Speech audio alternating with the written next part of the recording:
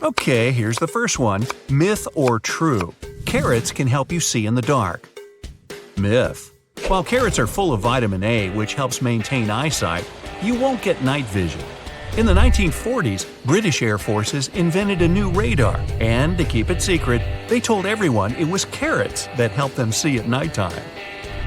Diamonds aren't a special gemstone. True.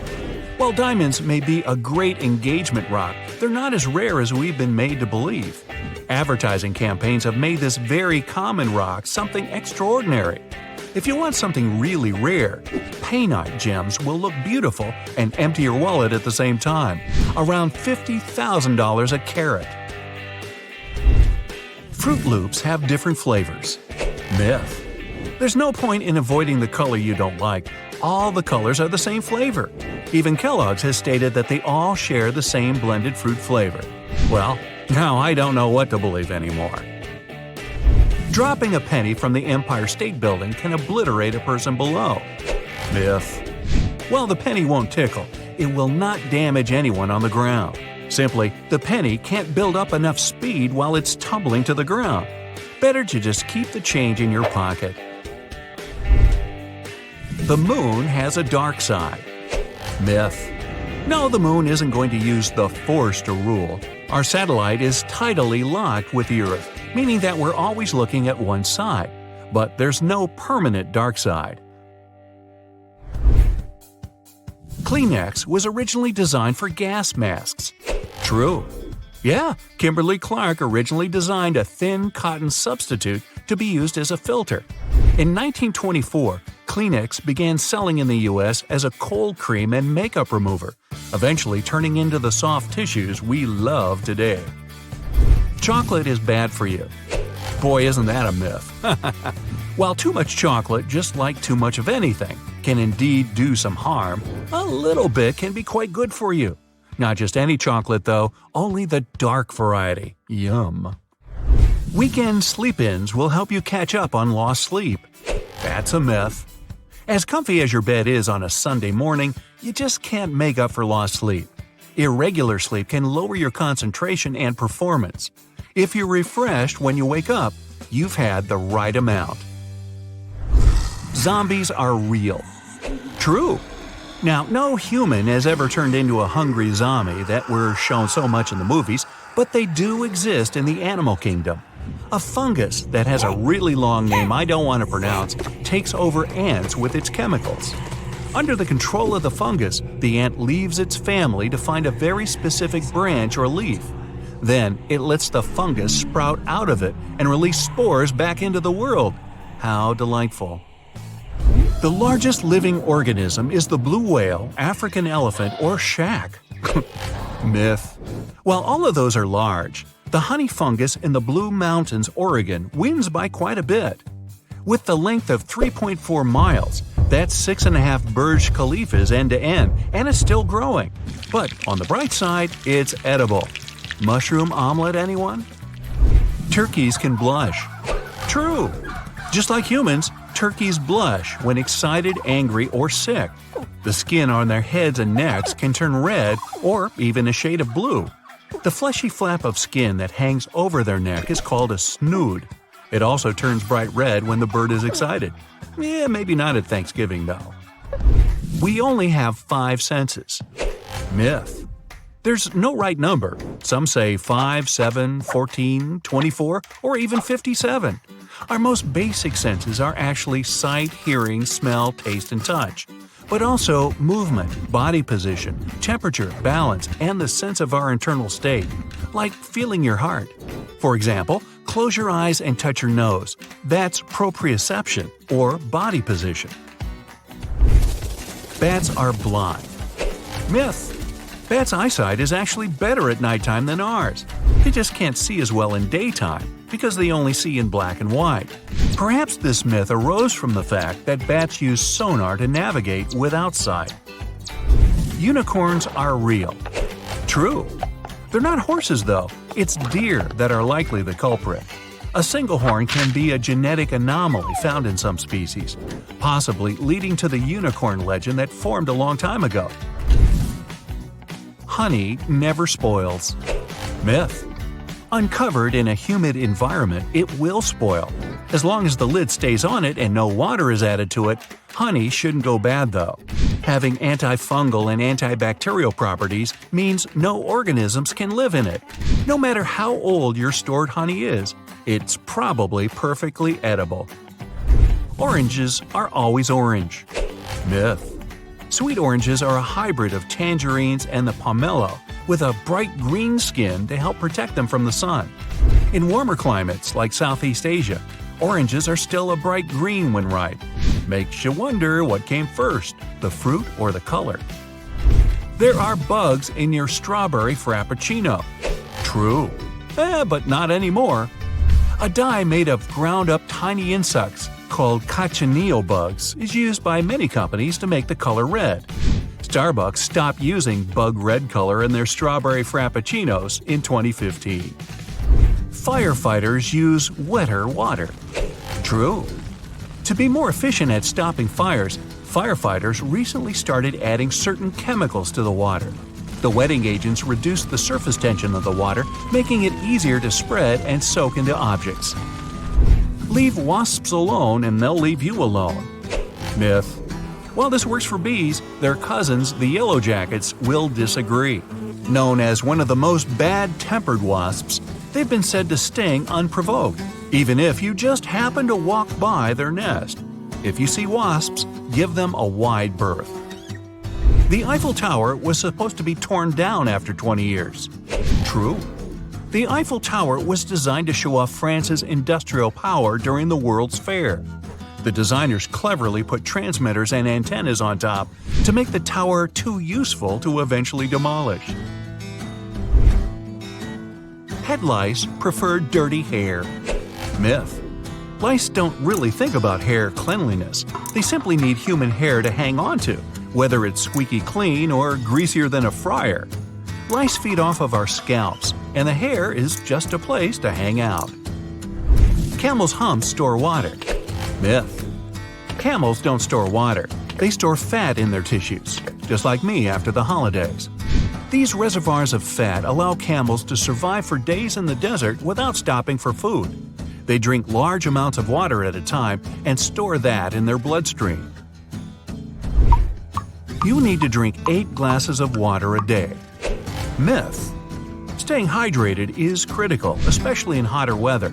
But we seem to forget that every drink is mainly water, even tea and coffee. Our bodies are the best indicators for when to drink water. Feel thirsty? Then it's time to have a drink. An elephant never forgets. True. Having the biggest brain of all land animals, elephants should have a great memory, and they do. Being able to remember their entire territory, friends, and spots to find water is crucial to the social structure of elephants. They might even have a better memory than you and I. Now, where did I leave my keys? Bananas grow upside down. True. Bananas grow naturally towards the sun as they're getting larger. That's why there's a curve. So does that mean we've been peeling them the wrong way this whole time? Maybe. No number before 1,000 contains the letter A. True. Now you can try and spell each number out if you like, but I bet you're just going to take my word for it. The Guinness Book of World Records was created to settle arguments. True. The world's best trivia book was published in 1955 after an argument about the fastest game bird in Europe. The managing director of Guinness Brewery realized there wasn't a go-to book for trivial questions, so he created his own, and the rest is history. You're eating real wasabi. Myth. When you're sitting down for tasty sushi, that green paste sometimes isn't wasabi, it's horseradish. Real wasabi is very expensive with a milder taste to it. If it's not made in front of you, it's not going to be the real thing. So there. You've probably seen at least one epic quicksand movie scene in your life. Watching a person gradually sink in the sand might cause tangible anxiety and even give you asthma sensations. Movies taught us to believe that falling into quicksand without any help around is fatal, and struggles only help to bring the sad ending closer. This myth may cause problems in real-life situations, so let's debunk it. When researchers studied quicksand, they revealed that it tends to thicken with time, but it still remains very sensitive to movements, even small ones. At higher stresses, quicksand can liquefy in a blink of an eye, but thankfully, a person who tries to swim out of the quicksand will never manage to drown completely. Humans just aren't dense enough. Quicksand is basically water mixed with fine sand and clay. And the density of the human body is twice lower. So, unless you're a superhero made of an unknown massive metal, there's no reason for panic. Remember that you would probably descend about up to your waist without going any further. Although you might feel the tension in your chest, the quicksand will allow you to float away. It might be harder to get out once the sand sediment begins to form. In this case, the quicksand's viscosity will increase and require solid amounts of force. So, let's say you've just stepped into quicksand. How to get out?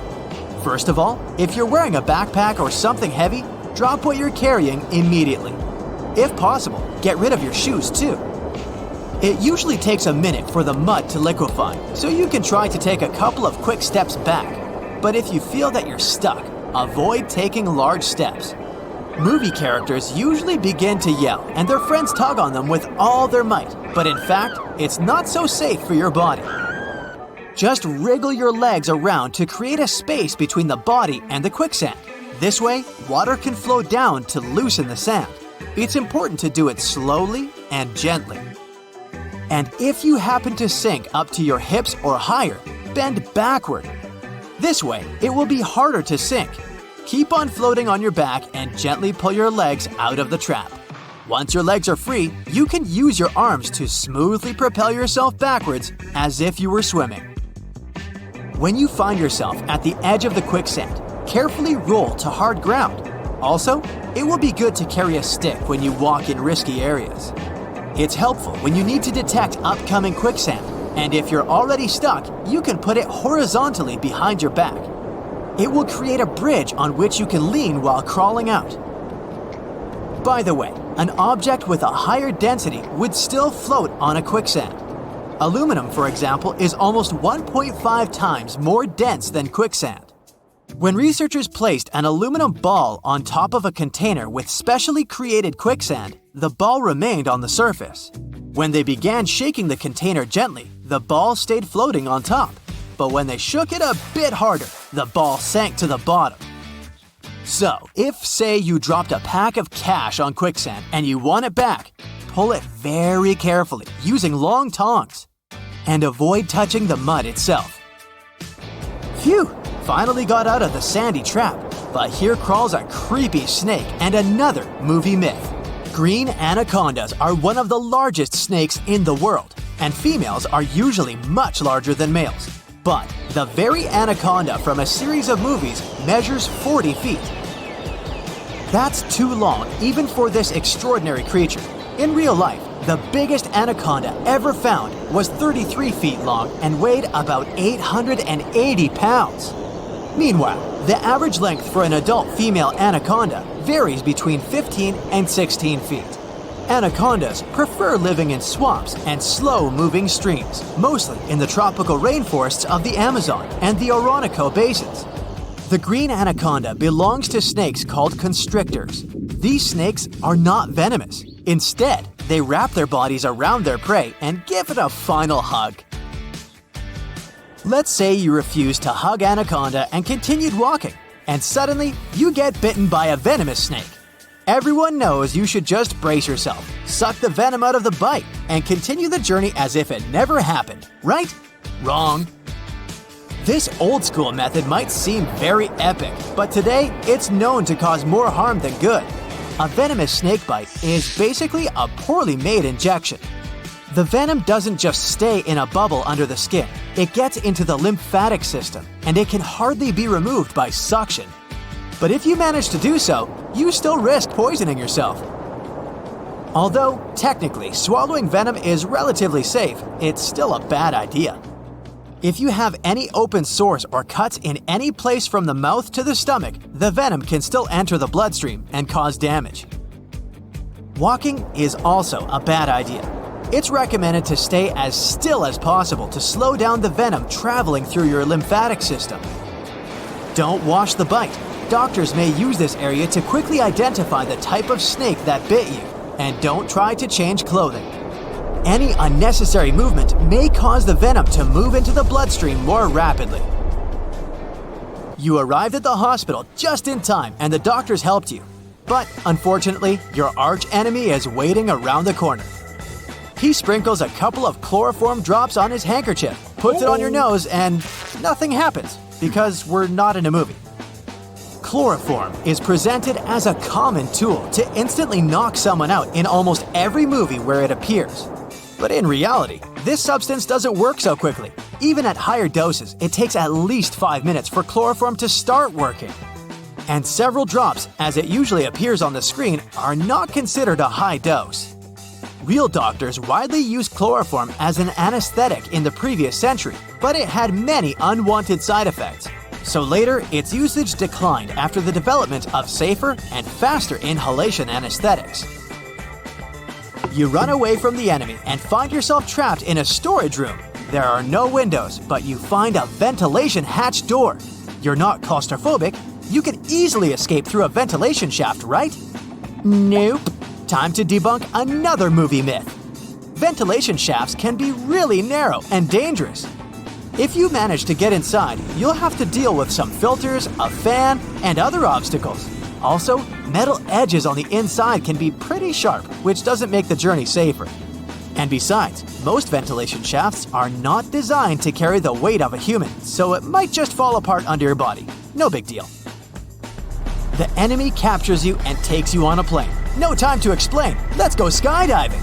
You're about to shout "Hasta la vista, baby" to your enemy.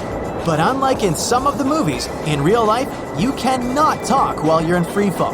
It's impossible to be able to talk whilst 120-mile-per-hour winds are all up in your face. That's why skydivers communicate through hand signals and facial expressions.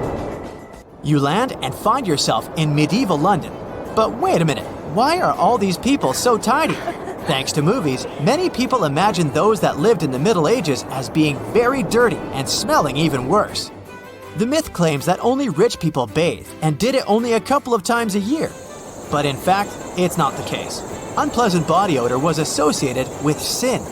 So people were expected to do their best to stay fresh, no matter how rich they were. Rich people could afford to immerse themselves in tubs of heated water, while the lower class washed with wet clothes. Also, public saunas and baths were quite common in the Middle Ages, and they were really popular among the common folk too. People went there for the sake of hygiene and socializing, just like in the era of ancient Roman baths. The city of Bath in England was one of the popular destinations. Crowds came from all parts of the country to tidy up and enjoy its famous natural hot springs. Once upon a time, in the deep blue sea, there was a giant monster called the Kraken. People believed it lived in the waters near Norway and Greenland. The first time anyone wrote about the Kraken was a long, long time ago. It was a man named Erik Pontoppidan from Denmark in a book called The Natural History of Norway. He wrote that the Kraken looked like a huge octopus or cuttlefish, and it could pull ships down to the bottom of the ocean. Later on, people started to imagine the Kraken as a giant squid. Even today, the story of the Kraken is still very popular, and it can be found in books, movies, or games. The stories surrounding the Kraken might sound like nothing more than local folklore or myths, but in 2004, the first giant squid was photographed. This amazing discovery was made by a team of Japanese scientists who had been working for years to capture a live giant squid on camera. They used a baited line with a camera attached to it to lure the giant squid to the surface. They also used a special lure that mimicked the light patterns of a small creature to attract the giant squid. After several days of waiting, the team finally got lucky. The image showed the giant creature's long tentacles and large eyes, as well as its distinctive body shape. It didn't stop there, though. In 2012, another team of scientists, this time from National Geographic, filmed a live giant squid for the first time in its natural habitat. This footage gave the world a much better understanding of the giant squid and its behavior. You've surely heard about this next myth too. It was said to be the most beautiful and wealthy city to ever exist. Its entrance was decorated with marble statues. The architecture of this city was sturdy and imposing. The depictions of Greek deities beautifully painted could be seen almost everywhere. The city has been the subject of debate for historians and fiction writers alike. We still have very little information on the location of the ancient city of Atlantis. That is, if it even existed. Since it was supposedly swallowed by the sea in its entirety, it's no wonder some curious minds linked it to other mysterious locations on Earth, even to the Bermuda Triangle. But let's not get ahead of ourselves. It's not yet confirmed that Atlantis truly existed. The idea of an island sinking into the sea due to an unknown disaster is a widespread idea in mythology and popular culture. However, it is possible that the story of Atlantis was inspired by actual events, such as the sinking of islands like Helike. On this island, located in the Gulf of Corinth, there was a thriving ancient Greek city. It was known for its prosperity and wealth, and it was also an important spiritual headquarters for the Greeks. The city was home to a building dedicated to the immortal Poseidon, and it was believed that he protected the city himself. However, one fateful night in 373 BCE, a massive earthquake struck the region. The ground shook violently, and the city was swallowed up by the sea in a matter of minutes. The residents of Helike, unable to escape the disaster, all disappeared under the waves.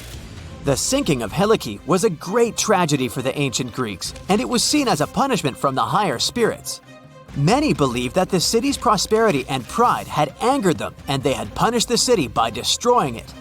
The city remained underwater for centuries, and it was not until the 20th century that it was rediscovered by modern archaeologists. Today, the most part of the city is still underwater. While we're on the subject of Greek myths, we have to talk about the famous city of Troy. This was a legendary city in ancient Greece. Scientists believed for years that it had been made up by writers and philosophers. According to an ancient Greek legend, the city was founded by the Trojan prince Paris, who stole Helen, the wife of King Menelaus of Sparta, and brought her back to Troy. This event sparked a huge conflict between the Greeks and the Trojans that lasted for 10 years. One of the most famous stories from the Trojan conflict is the tale of the Trojan horse, a large wooden horse that the Greeks built and left outside the city gates as a gift to the Trojans. The Trojans, believing the horse to be a symbol of peace, brought it into the city. But inside the horse, there were Greek fighters who, once inside the city, opened the gates and let the rest of the Greeks in. The Trojans had no escape this time, and they were ultimately defeated. The city was rediscovered in the 19th century in modern-day Turkey. It's located near the Scamander River. Today, this region is an archaeological site and draws a lot of tourists each year. The following myth is indeed sad, but it might have some truth to it too. It is said that years ago, the Solomon Islands in the Pacific Ocean, there lived a man that was deeply in love with his wife. The woman, however, decided to leave him for another man and moved to the nearby island of Tionamanu. Heartbroken and filled with rage, the man sought out a curse to take his revenge. He set out on a journey in a canoe, determined to bring destruction to the island where his wife had fled. Upon arriving at Tionamanu, the man planted 2 taro plants. One he kept for himself. According to the instructions, once his own plant began to sprout, disaster was supposed to strike the island. And it did. The man watched from a mountaintop as a series of waves smashed into the island, causing it to sink beneath the waves. Tionamanu was a real place, but it's not entirely clear when it disappeared. It is said that waves alone could not have washed away this small but tall volcanic island. But an undersea earthquake could have probably done it. The island was balanced on the edge of an unstable underwater slope. The most reasonable explanation is that a huge earthquake shook the region, which made the weak foundation collapse and caused the island to sink beneath the waves. This island-sized landslide would have pushed a lot of water out of the way, which would have created a series of massive mega tsunamis. So, although those vengeful waves could have occurred, they were most likely the result of another event. And that sad man, with his curse fulfilled, returned to the Solomon Islands with his heart still heavy after the loss of his wife. We won't leave the ocean waves just yet, but we're heading over to Hawaii. A legend has it that once upon a time, there was a Hawaiian higher spirit named Pele. She was the protector of volcanic fire and was said to have arrived at the islands to flee from her older sister. To conceal herself, Pele hid in various hideaways on each of the islands until she finally concealed herself in a pit at Kilauea. This is why, according to the legend, Kilauea is known as Hawaii's active volcanic center today. The story may be visually stunning, but in reality, volcanism is caused by the superheated mantle that triggers a lot of melting beneath the surface of our planet. People also say that Pele's tears and hair can be found scattered around the volcano. However, reality has more to do with physics than with folklore. When lava cools rapidly, particularly when it gets quenched in water or a small amount of it flies through the air, it turns into volcanic glass. When it stretches and cools down, it can sometimes form tear-shaped droplets, or it can get stretched so thin that it begins to look like strands of hair. We know today that Hawaii is a volcanic region known for its fire mountains, with huge streams of lava shooting up from active vents. It's no wonder it became an ideal origin place for the story of two sisters and their sibling rivalry. Eating before swimming doesn't cause cramps. Everyone knows that you have to wait at least 30 minutes after eating to go swimming. If you don't, you might cramp up, or even worse, sink. This is actually not true. Our bodies are perfectly adapted to swim while full. If you do happen to get a cramp while in the pool for any reason, just relax and float. You'll be feeling fine soon enough. Handling a toad or frog won't give you warts. Warts are caused by a certain virus, which is only carried by humans. The myth came about because of the bumpy, wart-like skin texture of toads and tree frogs. Frogs might not give you warts, but they could still be poisonous, so you shouldn't handle them. You don't accidentally eat 8 spiders a year while sleeping. This old myth doesn't have a leg, or 8 legs, to stand on. Most people sleep with their mouths closed, so in the unlikely event that a spider actually made it to your face, it wouldn't even have the opportunity to go into your mouth. If you sleep with your mouth open though, you're most likely snoring, which creates vibrations strong enough to scare any spiders away. Bananas don't grow on trees. We call the plant that bananas grow on banana trees, but guess what? They're actually an herb. Weirdly, they're most closely related to the ginger family. These trees are really just big stem-like succulents, like aloe vera, jade plants, or cacti. Just don't try peeling cacti like a banana.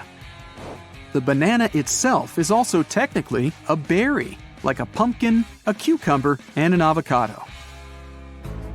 Sitting too close to a TV won't ruin your eyes. We've all been told not to sit too close to the TV and PC monitor or you'll damage your eyes. Ophthalmologists have said that it can cause temporary strain to the eyes, but long-term problems are rare. If you're nearsighted, chances are you're always going to be, whether you sit too close or not. You don't lose most of your body heat through your head. While it may feel that way during the winter, our body loses heat all over. You need to wear a hat because it's more exposed, unlike the rest of the body, which is kept toasty with jackets and thick pants. Swallowed gum won't stay in you for 7 years. You should definitely avoid swallowing gum. That's not something that's good for you. But just in case you do by accident, you'll be happy to learn that it won't stay inside your body for 7 years. You can't fully digest the gum, but all that happens is that gum leaves your body naturally in a matter of days. Our tongues don't have different sections for tasting. There's no bitter, sweet, sour, umami, or salty sections of our tongue whatsoever. this giant muscle can taste everything all over, so you don't have to worry about keeping specific foods in specific parts of your mouth. Fingerprints might not be unique. Sounds terrifying, doesn't it? Well, the reasoning is actually very simple. We can't check every fingerprint on Earth, so it's difficult to know if they really are unique to each individual. Related people can have somewhat similar fingerprints, and there are over 7 billion people on the planet, so it's almost impossible to check. Sushi doesn't mean raw fish. While many people will think it means raw fish, sushi actually comes from a Japanese word meaning sour rice. And it's the rice that's at the heart and soul of every piece of sushi. That's why you can buy sushi with cooked fish in it in supermarkets. Sharks do have tongues. It's a common debate, but it turns out that sharks do have tongues. Just not the types of ones that you can find on people. Most can't even move them around, so it barely counts. For example, the cookie cutter shark's tongue doesn't help much with eating. Instead, it supports some of the bones around its gills. And no, it doesn't make delicious cookies. You can swallow watermelon seeds. Watermelon is the perfect summertime treat, but worrying about a plant growing inside you can completely ruin it. Not to worry, seeds can't survive and grow inside stomach acid. Watermelon seeds are actually good for you. Flies live longer than 24 hours. Some flies can live for a few days to even years. That's right, those pesky houseflies live a lot longer than you think. Sometimes even up to a month. So trapping one in a room won't make it go away faster. It just means that you won't have access to that room for a long time. Fresh fruits and veggies aren't superior to frozen. Having fresh instead of frozen produce might seem like a no-brainer, but the choice isn't actually so simple. By the time that juicy mango or crisp carrot gets to your local store, it's actually been through a lot. Most fresh produce travels on trucks or ships or planes and gets processed. Once it arrives, it's often covered in pesticides in order to keep it fresh. Now, on the other hand, frozen fruits and vegetables are immediately frozen, keeping all their nutrients and minerals preserved. If you can grow your own produce, though, you can guarantee freshness. The Great Wall of China can't be seen from the moon. The only thing that you can see from the moon is Earth, which is mostly white with blue and patches of yellow and green vegetation. No man-made object is easily visible from this far away. In low Earth orbit, though, cities can be seen during the night and day. These include major roadways, airports, dams, and reservoirs. Hey, I can even see my house from there. Lightning can strike the same spot more than once.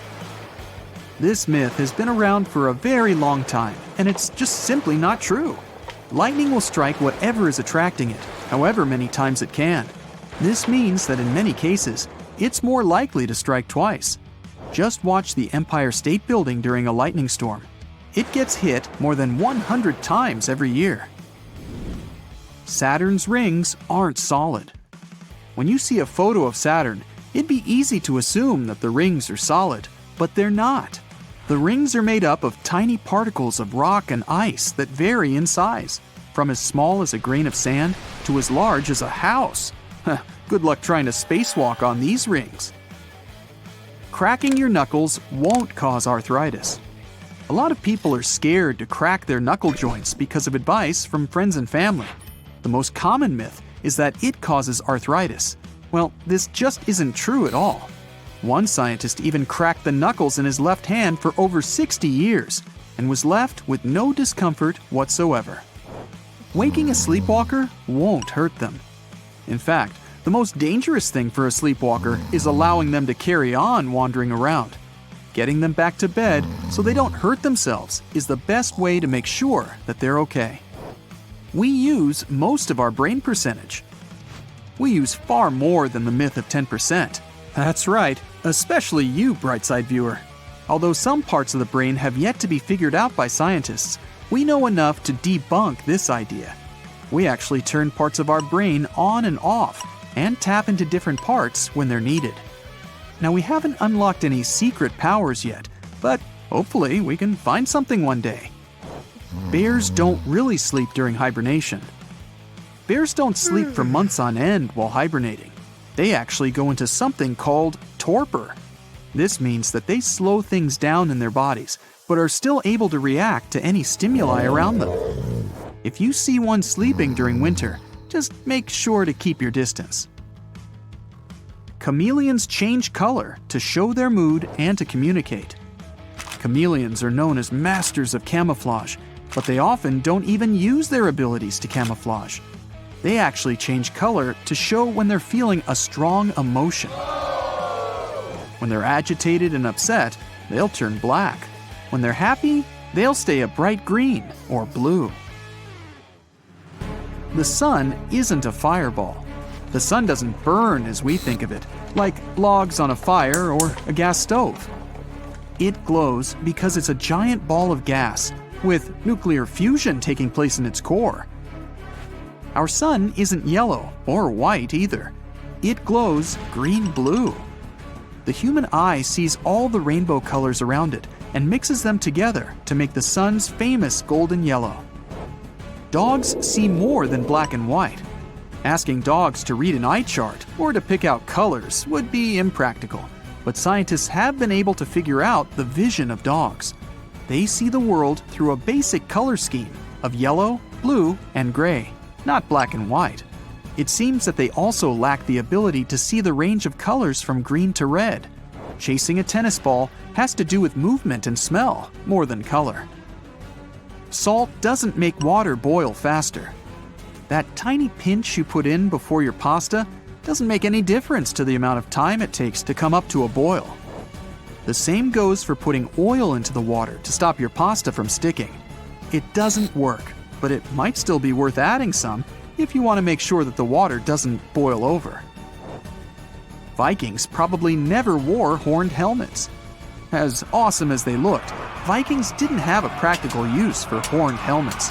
This look was created for an opera costume in the 19th century, and it's stuck ever since. Get the point? Ha, looking sharp. Some Vikings might have used them, but archaeological finds have suggested that if they did use them, it wasn't very common. So, you fall right into the heart of the black hole and prepare for a sad end. Well, you don't have to. Falling into a black hole won't necessarily destroy you or your spaceship. You have to choose a bigger black hole to survive. If you fall into a small black hole, its event horizon is too narrow, and the gravity increases every inch down. So, if you extend your arm forward, the gravity on your fingers is much stronger than on your elbow. This will make your hand lengthen, and you'll feel some discomfort, rather significant to be honest.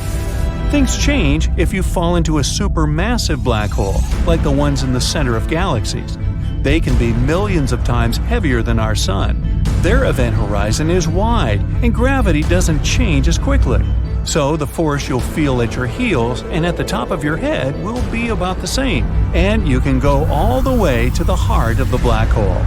This myth is busted. The next myth claims we can save the Earth from a giant asteroid with a big bam. The familiar plot is that a spaceship lands on the surface of an asteroid. A team of astronauts quickly drills a hole in it, leaves a present there, and flies away. Then, bam! As a result, the asteroid may break into several pieces and continue on its way to Earth. Well, big chunks of the asteroid fall to our surface, causing a lot of damage. So, our mission is failed. Well, to save Earth, we need a really big bam. Not only outside the asteroid, but right above its surface.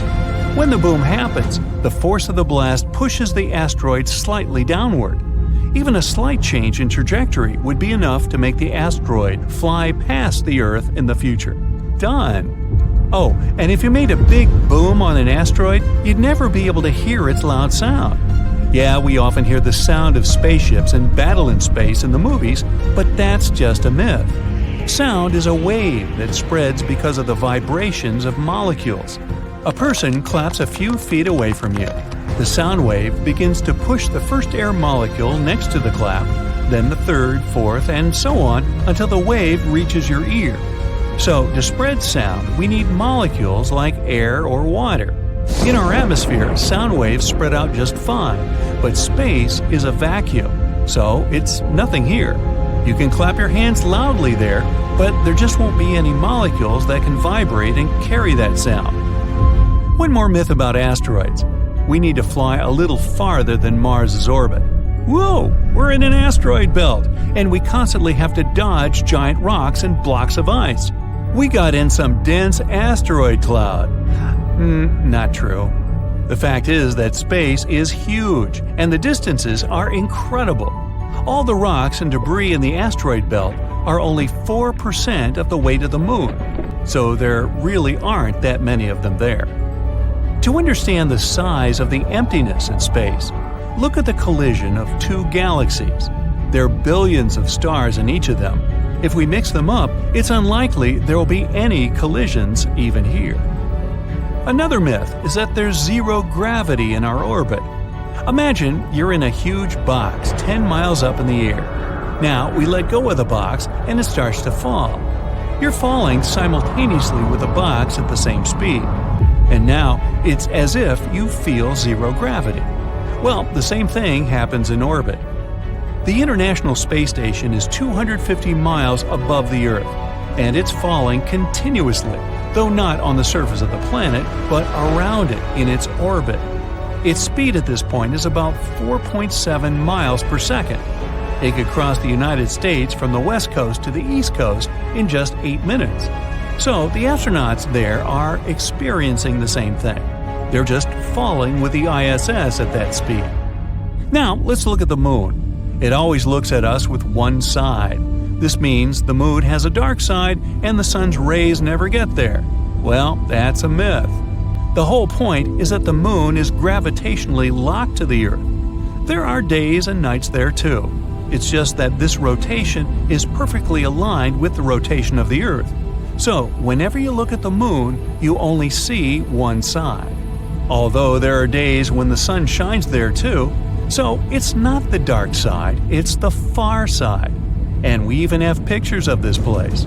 And there's one of the biggest craters in our entire solar system, the South Pole Aitken Basin. It's as wide as 2 states of Texas.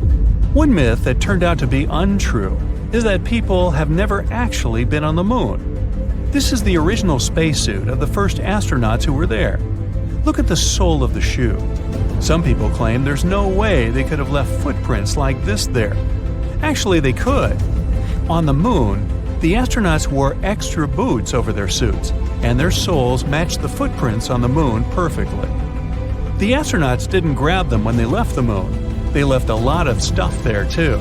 They even ripped out the armrests of the seats of the lunar module to reduce its weight. Now, the total weight of human trash on the moon is about 187 tons, including several lunar rovers, spacecraft debris, rocket stages, and lunar probes. That's like 3 Boeing 737s. The next myth is about summer. The hot season comes because the Earth approaches the closest distance to the Sun in a year. The Sun warms our planet more, and we all have to go to the beach. Well, not true. Let's draw an axis through our planet. It's slightly tilted on one side, and winter comes when our planet's axis is tilted away from the Sun. But over time, the axis tilts toward the hot star. Then its rays shine at such an angle that it gets warmer. It's true, though, that the Earth happens to be at different distances from the Sun. This is because our orbit is not a perfect circle, but slightly flattened, an ellipse. Normally, we think of the distance to our star as about 93 million miles, but that distance may be longer or shorter than 3 million miles, depending on which point in our orbit we pass. Another myth about the Sun is that it's yellow. Well, let's send you into space for this one. You look out the window and it's white. The Sun only appears yellow to us through the filter of our atmosphere. The composition of the air and its thickness just distorts the light of the star. But stars do come in different colors. Cooler stars have bright orange and red colors. These are usually very old stars, older than our Sun. But young and very hot stars are bright blue. The sun is about in the middle of the spectrum. You've also heard about how if you take your spacesuit off in outer space, you'll blow up like a balloon? Well, our bodies are designed to function at atmospheric pressure like outside. But space is a vacuum. Imagine a huge metal barrel, and we sucked all the air out from there. Add to that a temperature of minus 455 degrees Fahrenheit, and you have space. If you could get into those conditions, all the air pockets in our body, like our lungs, would start to expand. So you really could blow up like a balloon if it weren't for our elastic tissues. They stretch and bend, so you keep your body size. You'll have enough oxygen in your body to last about 20 seconds. Then your brain will begin to starve and soon you'll pass out. So you won't blow up, and you won't even freeze because you'll be in a vacuum. It doesn't conduct heat.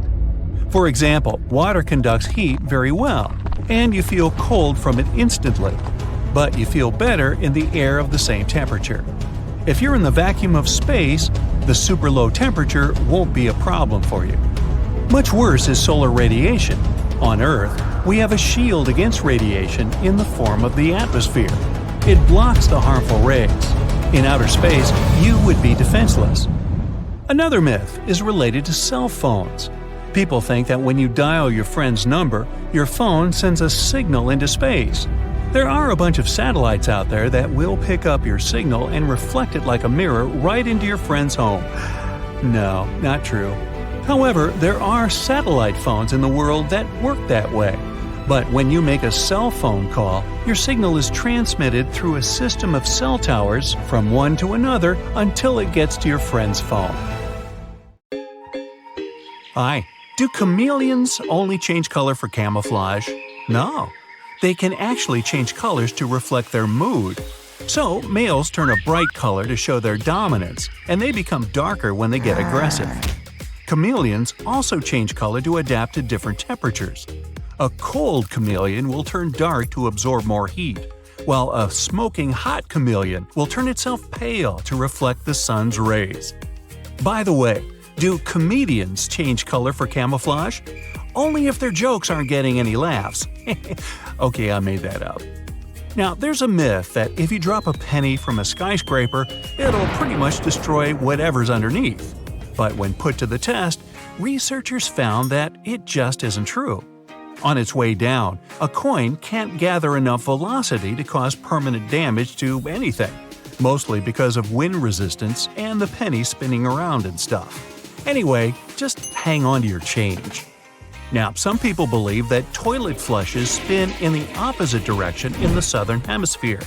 Some things are affected by the Earth's rotation, like the Gulf Stream or hurricanes, but toilet flushes are way too small. Flushes can spin in either direction, whether they're in the northern or southern hemispheres. Trust me, I know. The biggest determinant of flush direction is the design of the toilet bowl and the water pressure. There's a popular saying that lightning never strikes in the same place twice.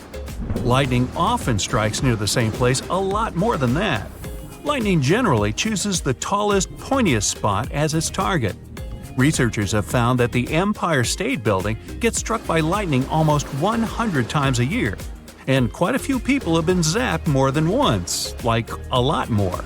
So, if you're tall and pointy, be careful out there. So there's a common belief that bats are blind. But bats have better vision than humans at night, although humans can see more clearly during the day. Maybe this myth came about because bats rely a lot on their hearing to get about. Or maybe it's because bats see the world in black and white. Now, do goldfish really have short memories? Well, most people put it at 7 seconds. In reality, goldfish can remember things for as long as 7 months. Without a good memory, goldfish who live in nature would never find food. Did anyone ever tell you that a mother bird will reject its offspring if they've been touched by a human? That would be nuts, because most birds don't have a developed sense of smell. They'd never be able to identify the scent of a person. The vulture is an exception to this rule. It has an amazing nose, but then who'd want to touch a vulture anyway? Ostriches bury their heads in the sand when they're scared, except they don't. This myth probably came into being because an ostrich's head is disproportionately small in comparison to its body. So, from a distance, it looks as if the ostrich has its head stuffed in the sand. But if it really did that, it would pass out from not being able to breathe. Another myth is that opossums hang on branches with their tail. The opossum does use its tail to help it climb trees, but its tail can't support its weight. Even a hulked-out calisthenics master opossum could only hang there for a few seconds max. Legend has it that a penguin will fall backward when looking up at an aircraft. Cutest myth ever. Penguins can maintain their balance no matter what, even while looking up at the sky. But low-flying airplanes may cause penguins to flee their nests in panic. Do dogs really sweat by salivating? No, they sweat through their foot pads. But salivating and panting does help them regulate their body temperature.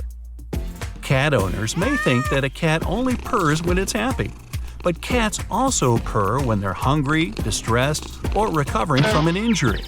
Researchers think that purring may be a self-healing trick. Somehow, it keeps their bones and muscles working better. Legend has it that if you run into a skunk, there's only one possible outcome. You're gonna stink for a while. But skunks prefer to flee from danger rather than spraying their magic juice around. That smelly spray's their last line of defense. Before that, they usually stomp their feet and slap their tails to ward off any danger. Did you know there's an alpha wolf in every pack? Except again, there isn't. Unlike captive wolves, wild wolves don't share this kind of social order. They live in family groups like humans, where the parents are the leaders and the little ones gotta do as they're told. There's a myth that owls can turn their heads full circle, but that would cause them significant damage. But still, they can turn their heads comfortably more than halfway around because of their unique neck bone structure. If you've ever poked a turtle's shell thinking it won't hurt the guy inside, you'd be wrong. A turtle's shell is a living and feeling part of its body, with a complete nerve-ending supply. If the shell gets damaged, it can even endanger the turtle's life. There was a time when people thought that unwashed hair was the ideal habitat for head lice. But head lice don't discriminate. No, they can make themselves a home in all hair types. All they really want is a warm scalp. Most people are familiar with the phrase, "an apple a day keeps the doctor away." Apples are good for you, sure. They're packed with nutrients like fiber and vitamin C. But does anyone really think that's enough? When it comes to food hygiene, the 5-second rule just doesn't make sense. There should be a where you drop it rule to replace the 5-second one. Generally, if you drop food on your kitchen floor, it's going to pick up fewer bacteria than if you drop it at the checkout counter of a busy supermarket. Of course, that's assuming your kitchen's clean. Uh-oh. Ever wondered whether the story about chewing gum taking 7 years to digest is true? Nah, it isn't. Chewing gum isn't too different from any other food.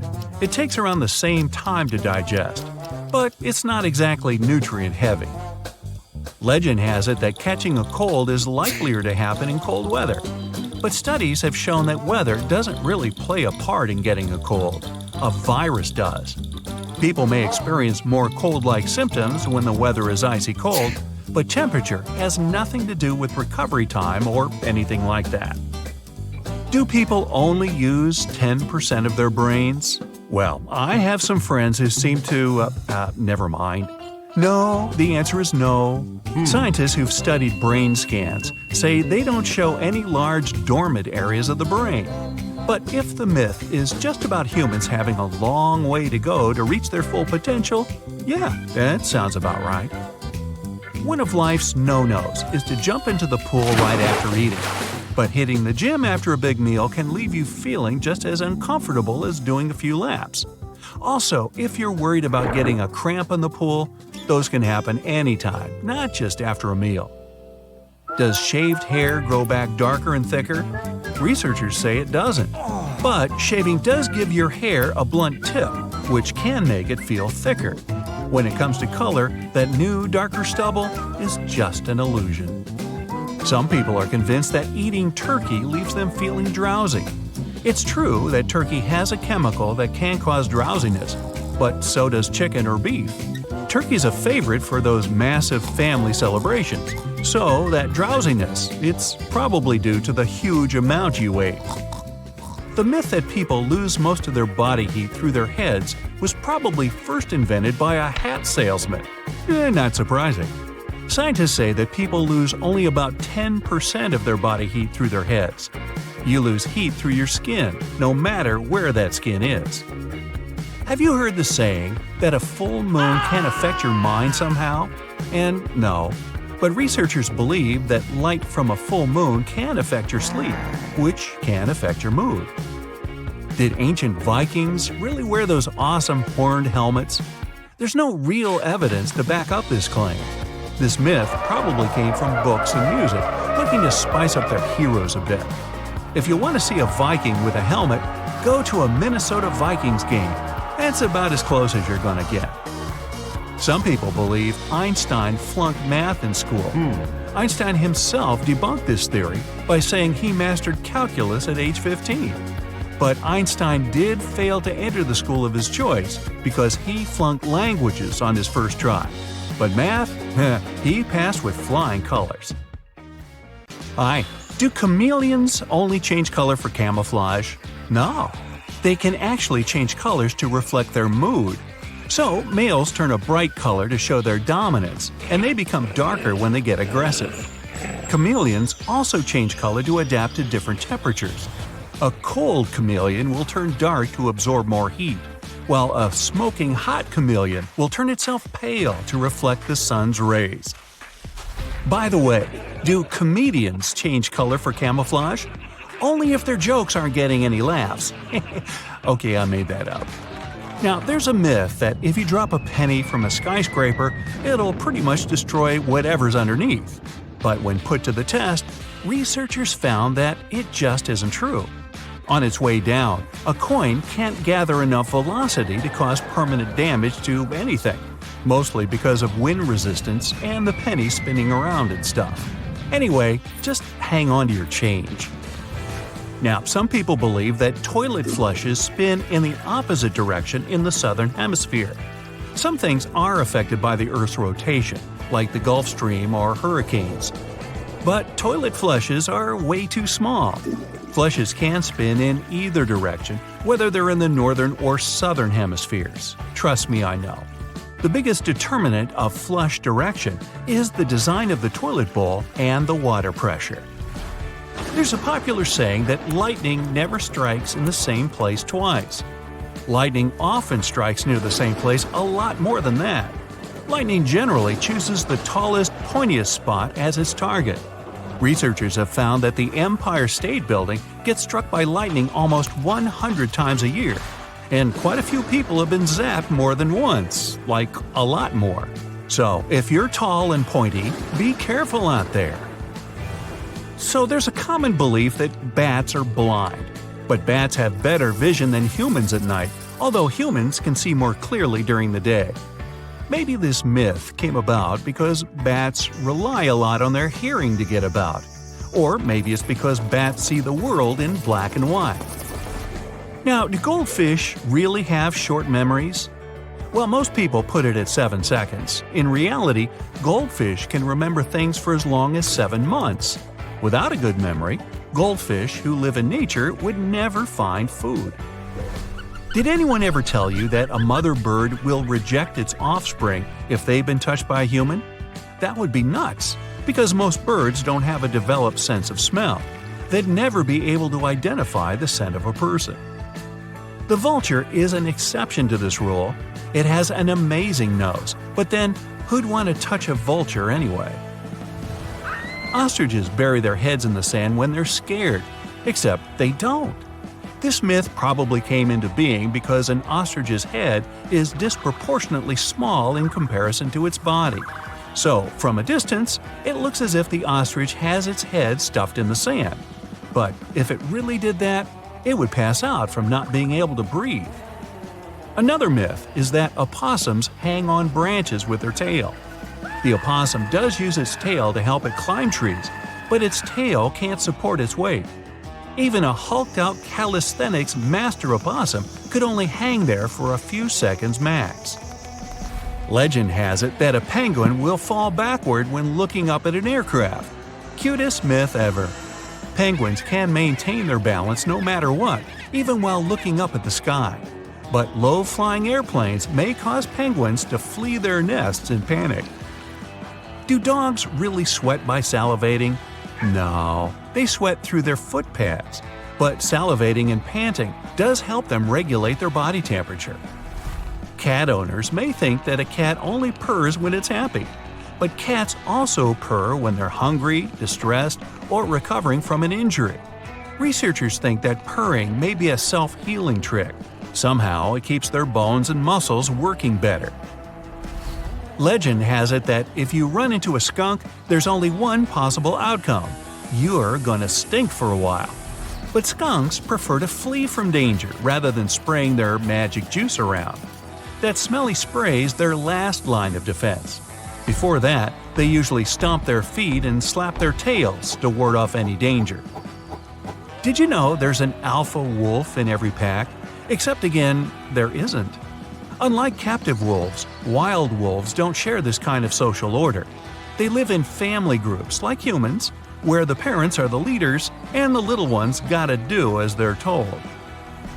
There's a myth that owls can turn their heads full circle, but that would cause them significant damage. But still, they can turn their heads comfortably more than halfway around because of their unique neck bone structure.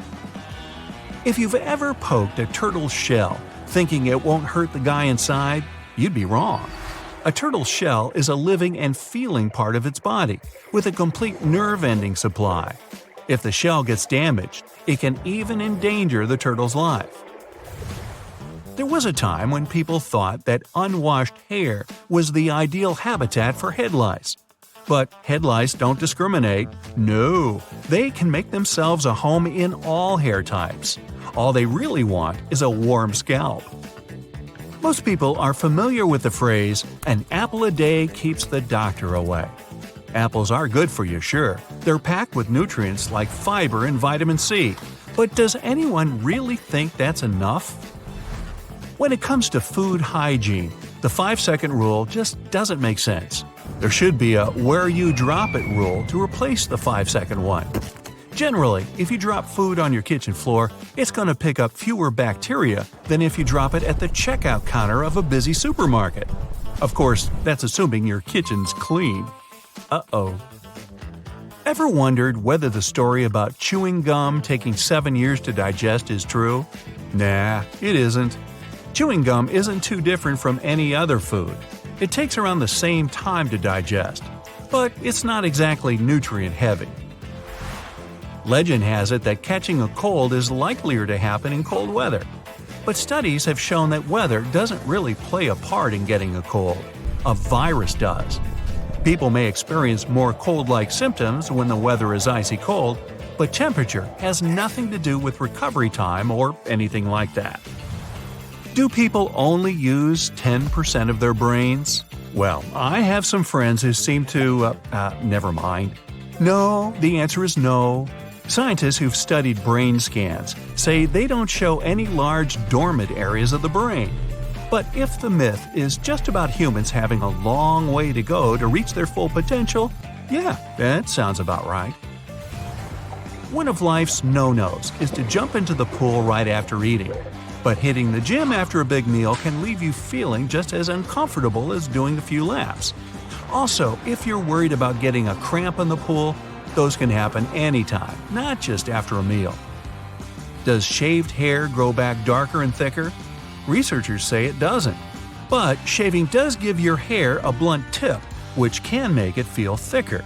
When it comes to color, that new, darker stubble is just an illusion. Some people are convinced that eating turkey leaves them feeling drowsy. It's true that turkey has a chemical that can cause drowsiness, but so does chicken or beef. Turkey's a favorite for those massive family celebrations, so that drowsiness, it's probably due to the huge amount you ate. The myth that people lose most of their body heat through their heads was probably first invented by a hat salesman. Not surprising. Scientists say that people lose only about 10% of their body heat through their heads. You lose heat through your skin, no matter where that skin is. Have you heard the saying that a full moon can affect your mind somehow? And no. But researchers believe that light from a full moon can affect your sleep, which can affect your mood. Did ancient Vikings really wear those awesome horned helmets? There's no real evidence to back up this claim. This myth probably came from books and music, looking to spice up their heroes a bit. If you want to see a Viking with a helmet, go to a Minnesota Vikings game. That's about as close as you're going to get. Some people believe Einstein flunked math in school. Einstein himself debunked this theory by saying he mastered calculus at age 15. But Einstein did fail to enter the school of his choice because he flunked languages on his first try. But math? He passed with flying colors. So, what kind of gas do you fill up with? Well, tacos usually do the trick for me, but at the filling station, you've probably noticed different tabs with some numbers on gas pump buttons. Those are octane levels, varying from regular and mid-grade to premium. Each one provides a different level of octane that your specific engine type requires to function effectively. Your choice should be based on the compression ratio of your engine. So, the myth of using premium for a car that requires regular gas to gain better performance or to boost the engine's health is false. Best stick to the fuel recommended for your car. You'll save money buying the correct fuel. But what if you filled your gas tank on a cold morning, allowing the fuel to shrink? Won't it make the fuel denser, providing more value for your dollar? Well, this is another false myth. The supply tanks are buried so deep underground that the temperature inside doesn't change at all. We've all heard that the toilet bowl flushes in the opposite direction in different hemispheres, clockwise in the north and counterclockwise in the south. In theory, the Coriolis effect should indeed make the water move in those directions. But in reality, the departing water is only influenced by how it's flushed, and the direction of the flow doesn't depend on the place. Now, you're caught in a thunderstorm and there's no shelter around you. Lightning strikes suddenly, and your first thought is to run towards where it just struck. After all, lightning never strikes the same place twice, right? Wrong. The lightning did hit that spot for some reason. This might be a sign that it's a risky place. Such a spot could be easily struck again. Let's find some shelter and stay away from metal objects. Eating before swimming has always been considered dangerous. People believed it caused cramps. But this isn't actually true. The only negative effect of swimming after having a meal is shortness of breath. So just make sure you keep to the shallows as your food goes down. The Great Wall of China is often claimed to be visible from space. But there's actually no building on Earth that can be visible from such a distance. You can see lights on Earth during the night, though. Albert Einstein, the greatest physicist of all time, was often mentioned for his poor math skills. People said he'd failed this subject at school.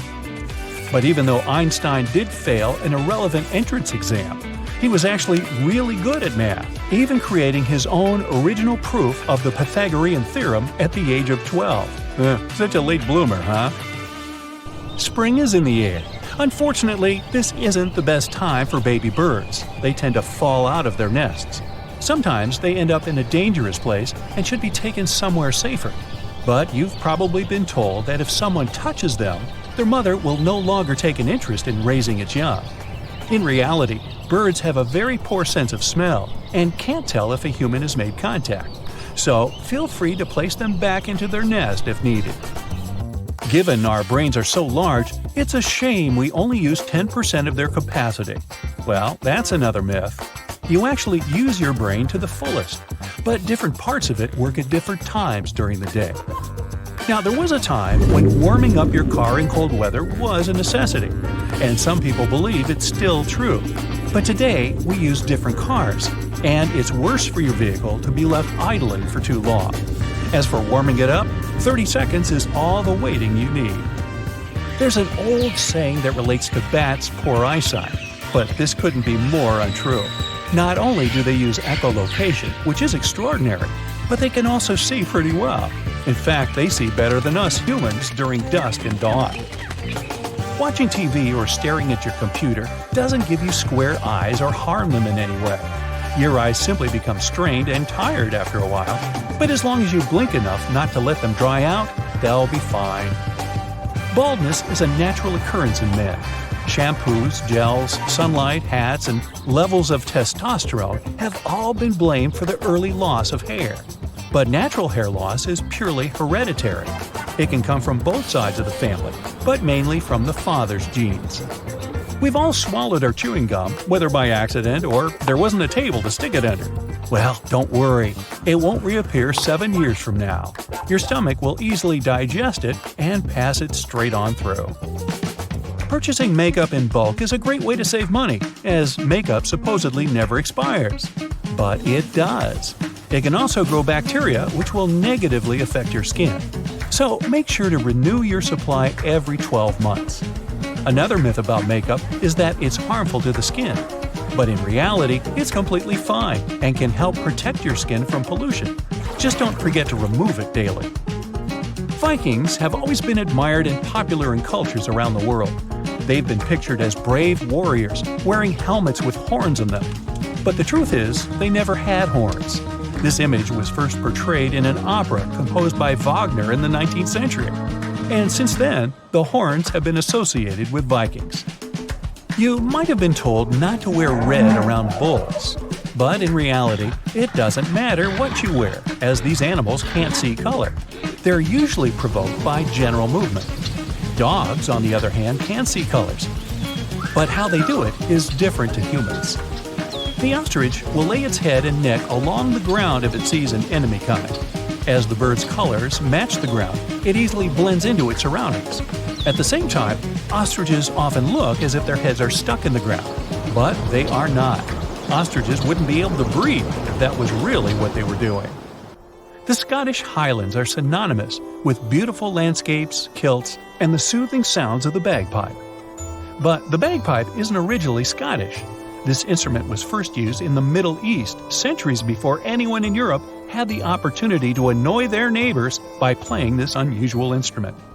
Now, during deep sleep, you breathe heavily and can accidentally pull into your mouth all kinds of things.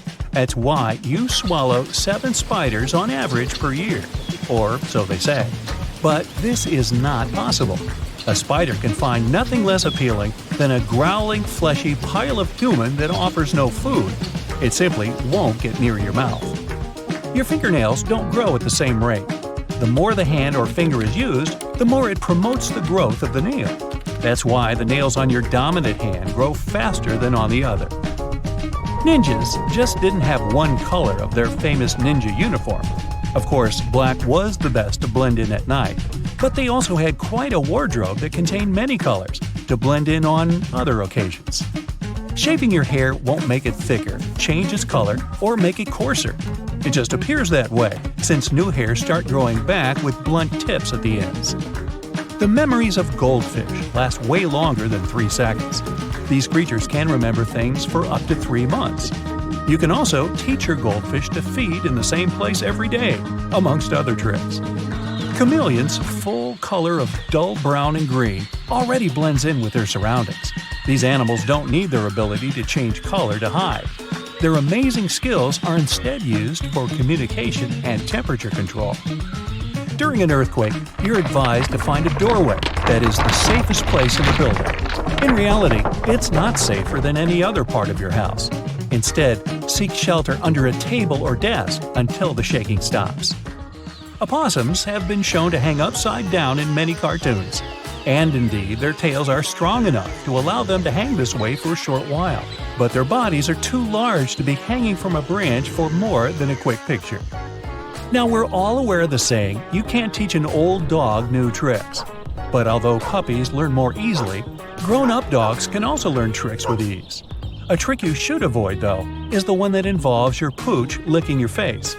Dog saliva has slightly more alkaline pH, which can prevent bacteria from breeding.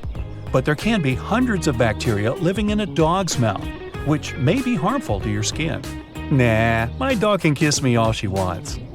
Napoleon was one of the most successful emperors in human history, but in modern times, he's sometimes mocked for his short stature. However, at 5 foot 6 inches, he was above the average height for that time. Napoleon even once played point guard for the French national basketball team. Nah, I made that up. Some people are still afraid of sailing through this region because more than 50 ships and 20 planes have disappeared here since the mid-19th century.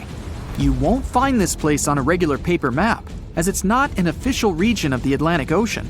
It's just an imaginary area of water in the shape of a triangle near the southeastern coast of the US. Right now, we're going there to debunk all the myths and fairy tales about this place. The most popular theory says that the ancient city of Atlantis was once located where the Bermuda Triangle is now. It was inhabited by a more advanced civilization than the rest of the people on Earth. In this area, some mysterious crystals were installed that generated infinite energy and powered the entire city. Then the city sank, and its ruins still lie on the bottom of the Atlantic. But among its ruins, there are still places where crystals work. They're the reason for most disappearances. Crystals randomly release beams of energy towards the surface and disable the electronics of planes and ships. There are no facts to support this theory. Someone once wrote this legend in a book about the Bermuda Triangle, and some people have been supporting it ever since. However, there's some oddity associated with electronics. Astronauts of the International Space Station noticed the Earth's magnetic field is weakened in the Bermuda Triangle area. This field is a shield that protects us from solar radiation. Above the triangle, the particles of the sun's rays move faster than in any other part of the planet. This causes unstable work in the electronics of satellites flying in the atmosphere of Earth. It doesn't apply to ships and planes, though. There's also a theory that the Bermuda Triangle is the center of a magnetic anomaly causing navigation errors, but regular checks of the magnetic map of this region don't reveal any issues. You arrive at the place, the water is calm, and there's no coming storm in sight. You look at the compass and see the arrow moving from side to side. Oh no, it's begun! Panic rises within you, and you quickly turn the steering wheel of the ship to sail away from this place. Oh, stop. There has long been an explanation for the strange compass behavior in this area. The Bermuda Triangle is one of the rare places on the planet where true north and the magnetic one are in the exact same direction. True north is the geographic north pole of our planet. Magnetic north directs to the north magnetic pole, which constantly wanders around the Earth. Sometimes these poles coincide, and the straight line that connects north and south is called the agonic line. If you fall into this line, your compass will behave strangely. It won't point exactly to the north. Imagine that you're the captain of a ship sailing in the Bermuda Triangle at the beginning of the 20th century. You need to know where north is to get to the shore. You look at the compass, and it points incorrectly. You're deviating from your original course and sailing in the wrong direction.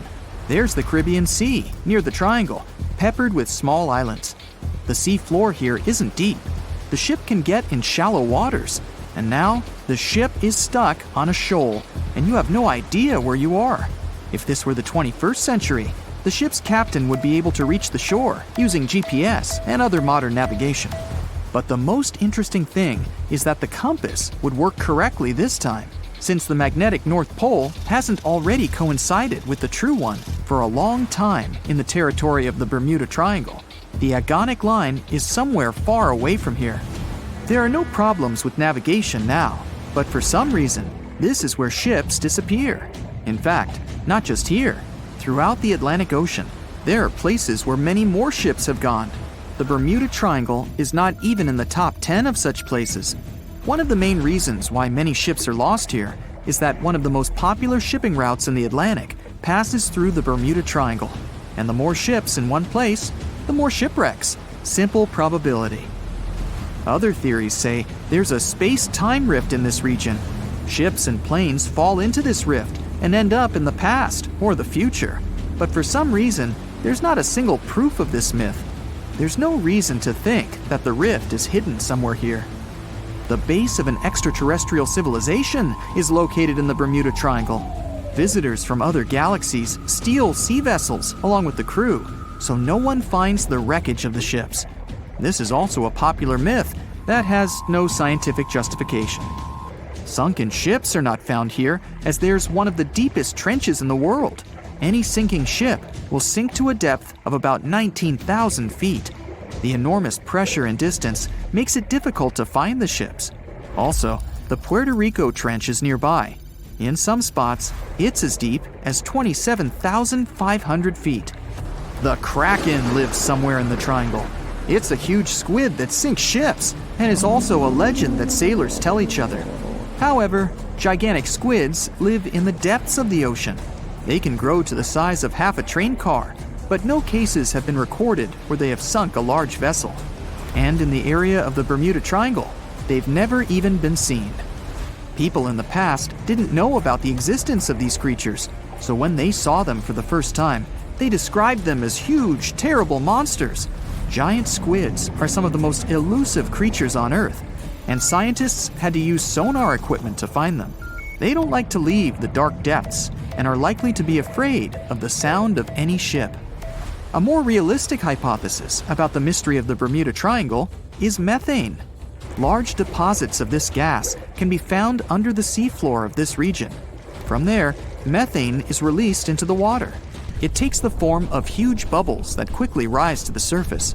Then, the gas makes the water almost boil, creating waves that sink ships. The theory is quite realistic, but numerous studies still haven't confirmed the presence of an increased concentration of methane in the region. Last time this phenomenon occurred was 15,000 years ago.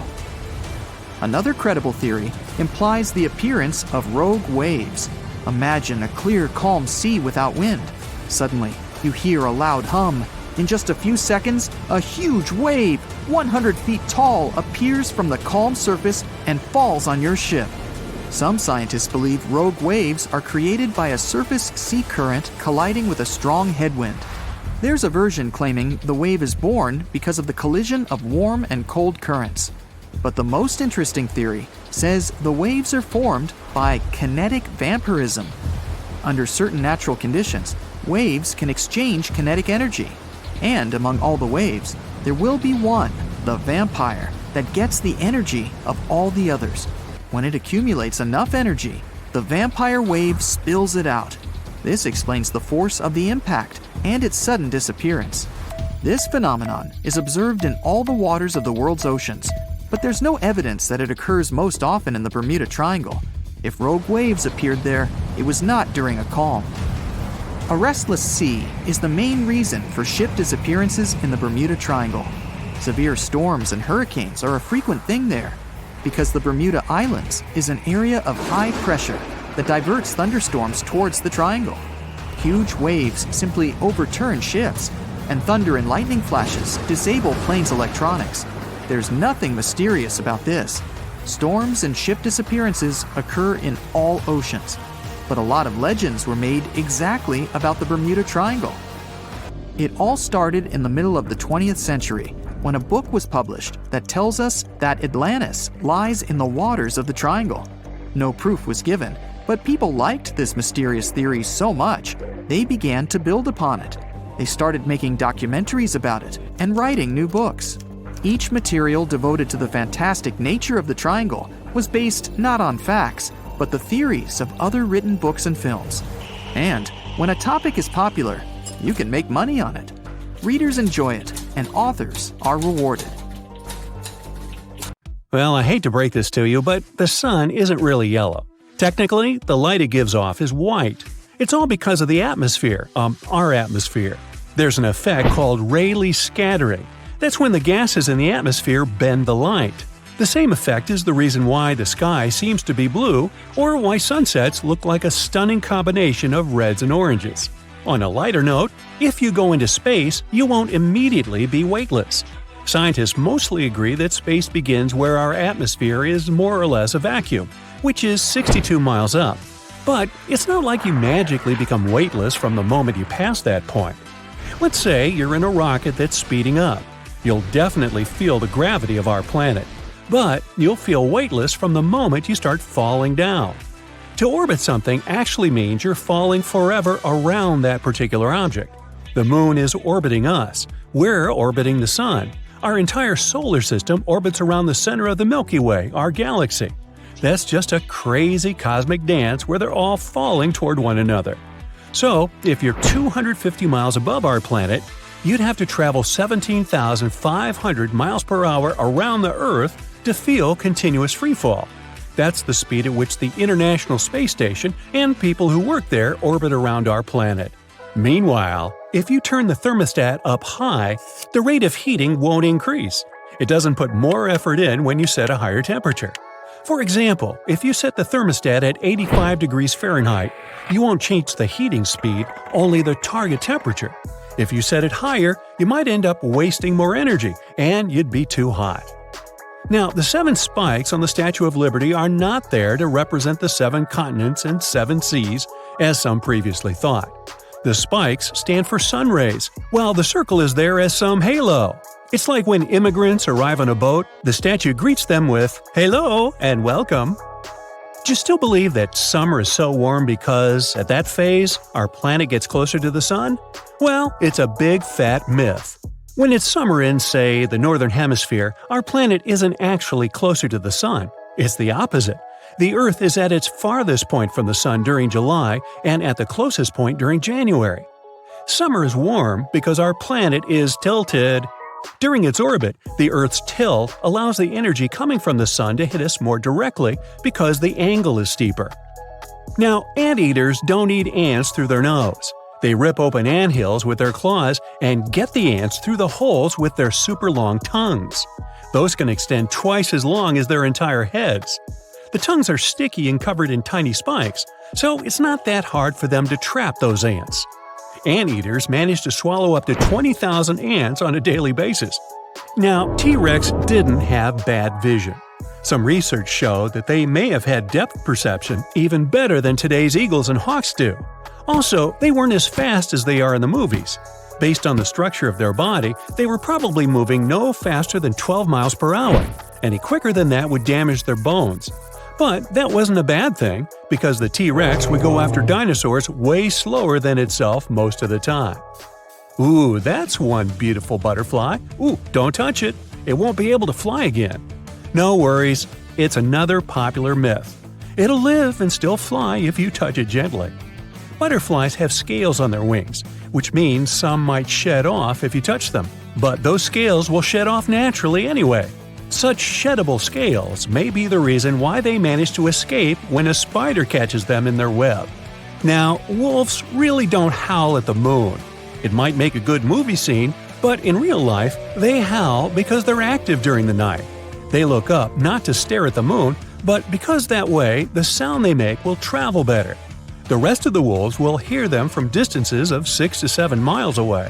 They howl to communicate with them and even have a special sound they make when they lose their pack. Wolf packs don't necessarily have an alpha leader. When more wolves get together, they get competitive and want to dominate others. So it might seem one always has to end up as an alpha. But when they're in the wild, they stick with their families to help each other. The elder wolves naturally have higher status, similar to many other animal families. Have you ever heard that giraffes only sleep for a half an hour a day? Well, it's false. They sleep approximately 4.5 hours daily. It's fairly normal amongst animals that are active during the day. They tend to lay down and go to sleep for less than 11 minutes at a time. Crocodilia, the order to which crocodiles and alligators belong, can't run as fast as a racehorse. That's a myth. They can reach up to 12 miles per hour when they're on land, but even when they do, they can't move at such speeds for a long time, maybe 60 to 80 feet before they get tired. A really fast human will move at 12 miles per hour while walking, so many people could outrun a crocodile without even breaking into a run. But it's different when they're in the water, when they move at speeds of more than 20 miles an hour. Trying to outswim them is probably not a good idea. Crocodilia are not lizards. They're not even related. They may look similar, but these two are completely separate orders. Archosaurs have 2 lineages. One includes birds and dinosaurs, and another one includes crocodiles. Lizards have nothing to do with them, the snobs. Alligators and crocodiles are basically the same. Here's another myth. They do come from the same family and look pretty similar, but they had their last common ancestor 65 million years ago. That's a long, long time ago, back when the primates diverged from species such as bats. They look similar because they have an excellent body structure to survive. It means evolution didn't have to add or remove anything to change that. Sharks can't smell a single drop of your blood from miles away. Whew! They do have a highly developed and enlarged brain area that's in charge of smelling odors, true, that allows some of them to detect very small amounts of blood in the water, like a drop in an Olympic-sized swimming pool. But the ocean is so much bigger, and it's not that calm, which means it will take the odor away. Sometimes, though, when the currents are favorable and the day is good, a shark will smell the potential prey from a couple of football fields away, but not miles. Now, that thing about sharks can't survive if they stop swimming, that's only partially true. Sharks breathe only when they're swimming because that's when they push water over the gills. That's true for some of the shark species, but there are many others that can pump water over the gills and get oxygen without swimming. For example, bottom-dwelling nurse sharks. Now, sharks don't have swim bladders. That means they'll sink to the bottom if they stop swimming. But their bodies are adjusted to such conditions, which means rapid descents or ascents won't really harm them. The asteroid belt isn't that dangerous, at least not like in those movies where spaceships are flying through a dense and chaotic field of rocks smashing into each other. The asteroid belt is a zone that's 200 million to 300 million miles away from the Sun. It's a very isolated and lonely void with a lot of space in between.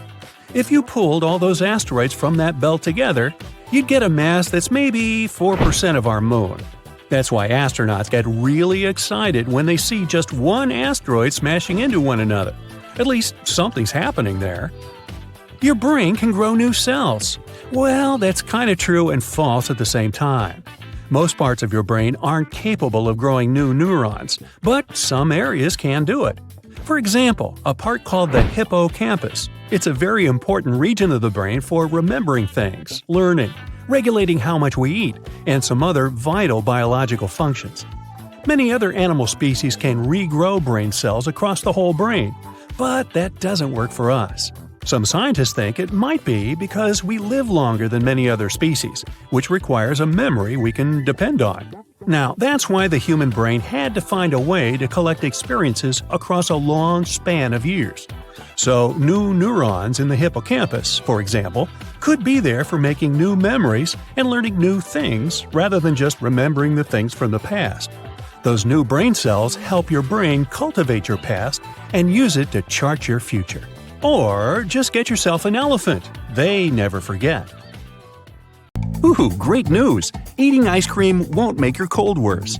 Frozen dairy can help soothe a sore throat and give you the calories you need when you don't feel like cooking or eating anything more substantial. Giraffes sleep for way more longer than 30 minutes a day. Their night and afternoon naps add up to around 4.5 hours a day. You can't have a truly photographic memory, even if you can recall visual material in more detail than others. You'll never compare to a film or camera sensor when it comes to precision. A bigger brain doesn't automatically make you smarter. Elephants and whales have brains way larger than humans. We might not have an impressive brain-to-body mass ratio, but 86 billion neurons help humans stay the smartest species on the planet. Light isn't the fastest thing in the world, it's gossip. No, actually, nothing can compare to it in speed in a vacuum, but it slows down when it's going through water or glass. Particles like electrons, neutrons, or neutrinos win in those conditions. The asteroid belt between Mars and Jupiter isn't tumbling with dangerous rocks constantly colliding. If you ever found yourself there, you'd see how empty and calm it is. The asteroids are so far apart from each other, the chances of collision are super small. A spaceship radar would detect it and help avoid any risks. You don't have to wait for the spring equinox to make an egg stand on its head. It doesn't need equal gravity or anything and can perfectly do it on any day of the year. Oranges aren't always orange.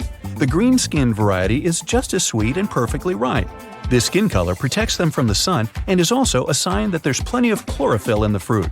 That's why green oranges mostly grow in warmer climates and are sometimes painted orange to look more regular to buyers across the world. More good news. You really always can squeeze in some dessert, no matter how much salad, soup, or meat you've eaten before. You get bored of the savory tastes, but when you see and smell ice cream, cakes, cookies, and chocolate, let me take a minute here. Your brain gets excited and overrides fullness signals for pleasure. Plus, your stomach is a flexible organ, and sugar helps it relax and physically make room for dessert. You have way more than 5 senses. In addition to sight, hearing, smell, taste, and touch, there is your ability to sense heat and cold, detect vibrations along air or water, tell where some of your body parts are in relation to others, feel pain, thirst, hunger, time, and many other things. When you call someone using your cell phone, the signal doesn't go through a satellite.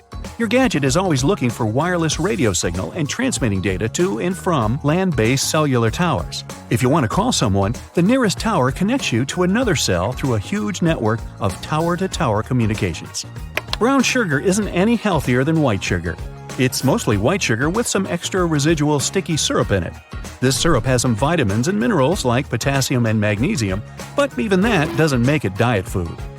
The Eiffel Tower was supposed to be there for just 20 years. The idea of it was to show off France's industrial power during the World's Fair. But because Eiffel added a radio antenna and wireless telegraph transmitter to it, they decided to keep it. It also has a secret apartment on top and used to double as a meteorology lab. It's also a great landmark for a rendezvous. Green and black tea really come from the same bush. The leaves get their different tastes and looks after they've been harvested. Green tea is withered and heated through steaming. Black tea is crushed or curled and then allowed to oxidize and darken. Honey can spoil if you leave it uncovered in a human environment. Keep the lid on and make sure no water gets inside, and it'll be edible for a really long time. Its antibacterial powers won't let any organism settle in there. If you leave wasps alone, no, they won't necessarily do the same. Bees will respect your boundaries if you don't try to hurt them. Yellow jackets are so bad-tempered, they can sting even if you're just walking by their nest without knowing it and are perfectly still. So there. Camels don't store water in their humps. They use it as a reservoir for fat to let them survive for days in the desert without stopping for food. They get water in huge amounts on the way to keep them hydrated. Excess water stays in their bloodstream. Owls can't turn their heads full circle. 270 degrees is as far as they can go without seriously hurting themselves. It's possible thanks to their unique neck bone structure. Bats aren't blind. When it's dark outside, they hunt using echolocation, using echoes bouncing off objects to navigate. There are many kinds of bats, and some of them can see 3 times better than humans. They have receptors that enable these bat species to see ultraviolet light. Fortune cookies aren't originally from China. According to the most popular version of the origin story, they were invented by a Japanese immigrant in San Francisco in the early 1900s. Einstein wasn't bad at math in school. He mastered calculus at age 15 and was always at the top of his class.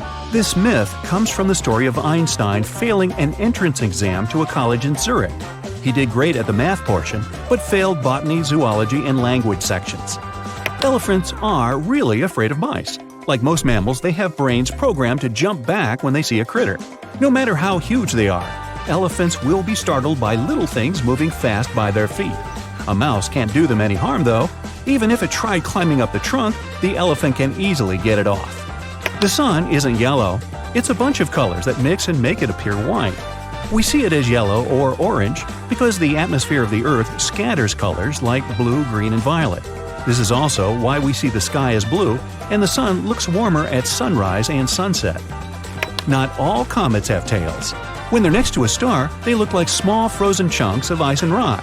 As they approach a star, the ice is scattered away thanks to the solar wind and looks like a tail. Sometimes these tails are too faint to see. Comets can also get a tail of dust and gas particles. An ostrich doesn't hide its head in the sand when in danger. They are the fastest two-legged animals and can outrun almost any intruder or kick them with their powerful legs. They sometimes bend down to eat some sand for better digestion. They also do it to check their eggs in the ground when they start a family. You can sleep outside after washing your hair and it won't make you sick.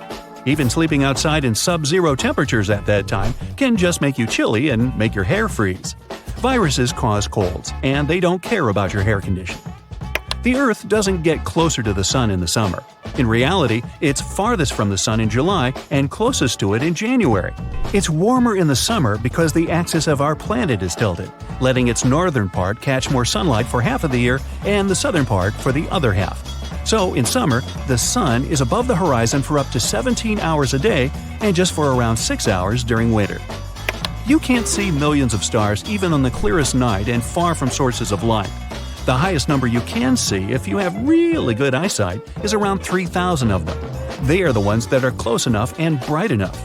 Some other luminous objects you can spot are planets, distant galaxies, and artificial satellites.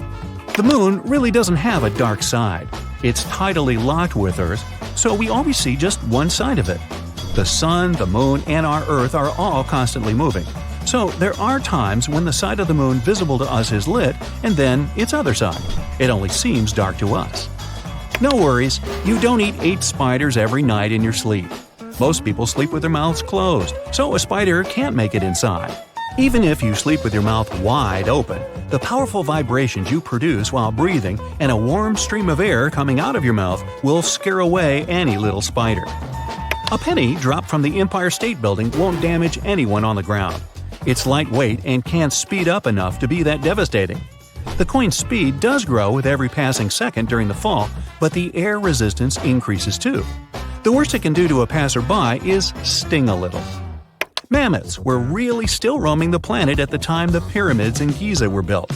Most mammoths had been wiped out around 10,000 years ago, but a small population of 500 to 1,000 woolly mammoths lived in the Arctic until as recently as 1650 BCE. The Great Pyramid of Giza had existed for 1,000 years by the time the last woolly mammoth disappeared. Your tongue doesn't have bitter, sweet, sour, salty, or umami sections for tasting. Not even udaddy. Each of the 8,000 taste buds that you have on the tongue, the roof of the mouth, and even in the throat can detect all the tastes the same way. You don't have to worry about putting certain foods in certain places in your mouth to get a better taste. Fingerprints aren't 100% unique. Related people can have somewhat similar patterns. Plus, with over 7 billion people on the planet right now, and not all of the fingerprints recorded, we can't be sure anyway. Your brain has more nerve connections than there are stars in the Milky Way galaxy. It's around 200 billion stars versus 100 billion nerve cells multiplied by 40,000 nerve connections. It's impossible to breathe and swallow at the same time. There's a food pipe and a windpipe at the back of your mouth. When you swallow, the air could take the food through the wrong pipe down to your lungs. The consequences would be dramatic. To prevent it from happening, there's a flap guarding the windpipe. When food or drink is going through, breathing is temporarily paused. You can't hum while holding your nose. You're exhaling during humming, and when both your mouth and your nose are closed, the air can't escape. Sushi restaurants don't serve real wasabi. It would be incredibly expensive, so they replace it with dyed horseradish with mustard. The real thing is from the same family of plants. It's served fresh, grated off the stalk, and tastes sweeter. Your chances of getting it are about 0.5%, and if you do, you'll know it from a super high price.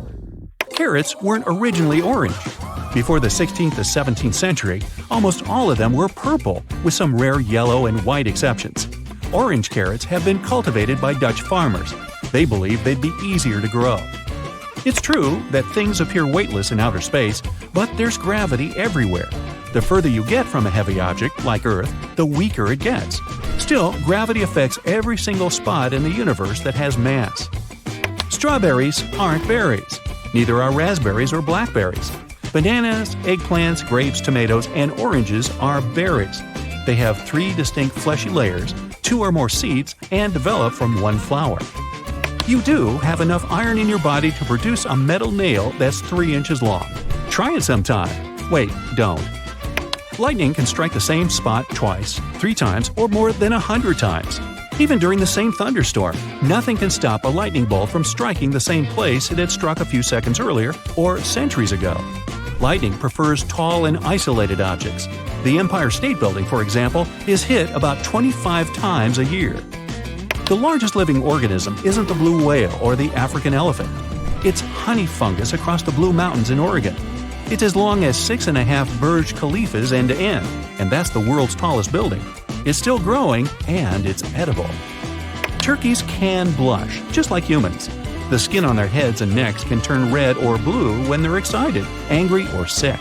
The flap of skin over their necks is called a snood and can go bright red from excitement. During mating season, male turkeys' wattles also turn scarlet to show their interest to females. The Sahara isn't the biggest desert in the world.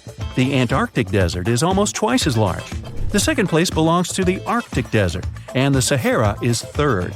The main feature of a desert isn't the excessive heat or dunes, it's the lack of precipitation. The ice fields and rocky mountains of the Antarctic almost never get a drop of rain. Sitting too close to a TV won't make you go blind or give you serious vision problems. Hey, tell that to my mother. It can temporarily strain your eyes, but long-term problems are super rare. Reading in the dark won't make you go blind either. Flies live longer than 24 hours. An average housefly lives for around 1 month. Fruit flies have a lifespan of 40 to 50 days. Over this time, one female fly can have up to 500 offspring. That's why leaving flies in a locked room and waiting won't solve your insect problem. Bears don't sleep for months during hibernation. The processes in their bodies slow down and they don't eat or drink. But they can still perfectly react to any unexpected things going on around them, so keep your distance from their dens. Cracking your knuckles isn't bad for your health. The sound you hear while doing it is a special organic fluid bursting into the gaps between your bones. It happens under the pressure you put on your joints and is harmless. Goldfish don't forget everything that happens to them after 3 seconds. Experiments have proven they can do pretty well with their tiny brains storing information for several months. They can also hide from their foes and find food. You can't fry an egg on a sidewalk, no matter how high the temperature is outside. An egg needs 158 degrees to cook though, and a sidewalk only gets to a maximum of 145 degrees. Bananas don't grow on trees. They're an herb related to the ginger family and look somewhat like aloe vera or other stem-like succulents. Chameleons don't change their color to blend in with the environment. They do it to show their mood and to communicate. They turn black when they're nervous or upset, and when they're happy, you'll see the bright green or blue. They use lighter colors to attract mates. Toilet flushes don't spin in the opposite direction in the southern hemisphere. The Earth's rotation affects things like the Gulf Stream and hurricanes, but it has no control over toilets. The direction varies from model to model and depends on the water pressure. Mustard seed isn't the smallest in the world. The record holder in this category is the orchid seed from the tropical rainforest. Some of them are so small you won't see them with an unaided eye. They pop out in the air like dust particles and land on rainforest trees to spread further. Carrots are full of vitamin A, but even that isn't enough to help you see in complete darkness. It can only help you maintain healthy eyesight. Everything in the solar system is always in motion. The moon is moving away from the Earth with each year, and our planet gets further and further from the sun. You're also constantly on the move, even when you're standing perfectly still. White chocolate isn't really chocolate. It's made from sugar, milk products, vanilla, cocoa butter, and lecithin, but doesn't have chocolate solids in it. Cocoa butter is derived from cacao beans, which makes white chocolate a cousin of dark and milk chocolate, but not the closest relative or the same thing. Coffee won't stunt your growth. How tall you'll grow is genetic. A healthy diet can contribute to that too. Set your coffee consumption limit at 2 cups a day and you'll be fine. Wow, 2 cups? You don't need to wash chicken before you cook it. Doing it can spread germs onto your hands, work surfaces, clothing, and cooking supplies through splashes. Walnuts aren't really nuts. Neither are almonds, cashews, Brazil nuts, pecans, macadamia nuts, pistachios, or pine nuts. They're all formally seeds of drupes. They can't be called nuts as they aren't fruits that have a single edible seed with an inedible outer shell. Diamonds aren't actually that rare. They're ordinary rocks, and extracting them isn't as complicated as it used to be 150 years ago. Marketing and advertising campaigns and artificially raised prices help them to become something considered luxury. Bulls don't get angry when you show them something red. They are red-green colorblind and can only see yellow, green, blue, and violet colors. Movement is what makes them angry and self-protective. So try to look like a banana. Swimming right after a meal won't give you cramps. Your body needs some extra blood to digest food, but swimming won't revert it from the muscles in your arms and legs, messing up their work. Adding salt to water won't make it boil faster. The temperature of salt water will get higher faster than that of regular water, but the boiling point will also be higher, and salt adds some extra mass to it, so things won't speed up. Kangaroos can't walk backwards. They have muscular legs, big feet, and tails, and can move forward fast but can't go in the opposite direction because of this body construction. They're on the Australian coat of arms along with emus that can't move backward either, symbolizing that the country is always striving forward. Milk won't make your bones indestructible. It does have calcium and vitamin D in it, but no magical bone-healing powers. It is good with cookies. That is not a myth. Space, the final frontier. It's a vast and mysterious expanse that has fascinated us for centuries. But as much as we've learned about it, there are still plenty of things that we've been lied to about when it comes to space. Let's take a look at some of the biggest lies we've been told about this topic. First off, we have the idea that space is just this pristine, untouched wilderness. But that's not exactly true. We've been littering space with our debris for decades. Everything from old satellites to rocket parts. In fact, there are over 20,000 pieces of debris orbiting Earth right now, and they're causing all sorts of problems for future space missions. So if you're planning on visiting space anytime soon, watch where you go. You never know what kind of garbage might be floating around. Did you know that the sun is not actually yellow? It's green. Well, kind of. You see, scientists measure the temperature of a star by the color spectrum it emits. Cooler stars appear red, while the hottest of stars look blue. Our sun emits most of its energy at a wavelength that's close to green. But because it emits other wavelengths too, all these colors mix together, and your eyes see this vibrant mixture as white. From Earth, however, the sun looks yellow because our atmosphere is really good at scattering blue light. If our star was actually yellow, Earth would become a frozen rock, and we'd all be polar bears. Plus, the sun isn't on fire for real. It's a big ball of gas, mostly made of hydrogen and helium, and it works more like a gigantic nuclear reactor, constantly fusing hydrogen atoms to create helium inside its core. This process releases enormous amounts of energy. That's why the sun is so hot. Oh, and speaking of setting things on fire, explosions in space aren't real. Sorry, Star Wars fans, a spaceship can't go down in a violent blast because there is no air out there in space. No air means no oxygen, and no oxygen means no fire. Now, you might also think that there are too many stars in the night sky for you to count, but in fact, you can do that. According to the Yale Bright Star Catalog, there are 9,110 stars that you can see from Earth with the unaided eye. So, technically, you can count them, but I wouldn't be surprised if you lost count. And if you're worried about flying through an asteroid belt, don't be. Although it does have trillions of space rocks that range in size from space dust to a quarter of the size of the Moon, they're very spread out.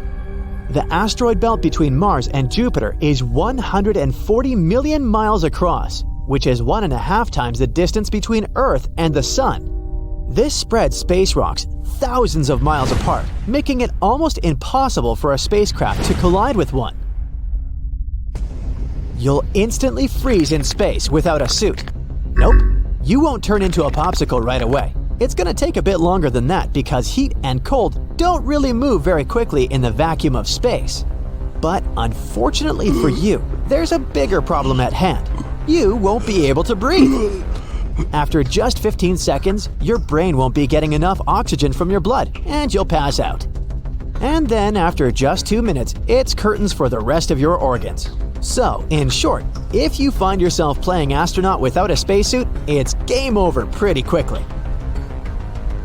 Did you know that space doesn't have any temperature at all? That's because the temperature is defined by the speed at which particles move and the amount of energy they have. In the true vacuum of space, there are no particles to move around, making it temperatureless. Of course, some parts of space are really hot, like areas around stars. But the further away you get from stars, the more spread out particles are, making those areas of space pretty chilly. Number 9 is our planet's shape. No, it's not flat, but it's not a perfect sphere either. Yeah, it bulges at the equator because of our planet's wild spin.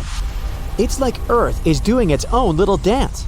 And because of this bulging, launching spaceships from the equator is much easier than from the poles.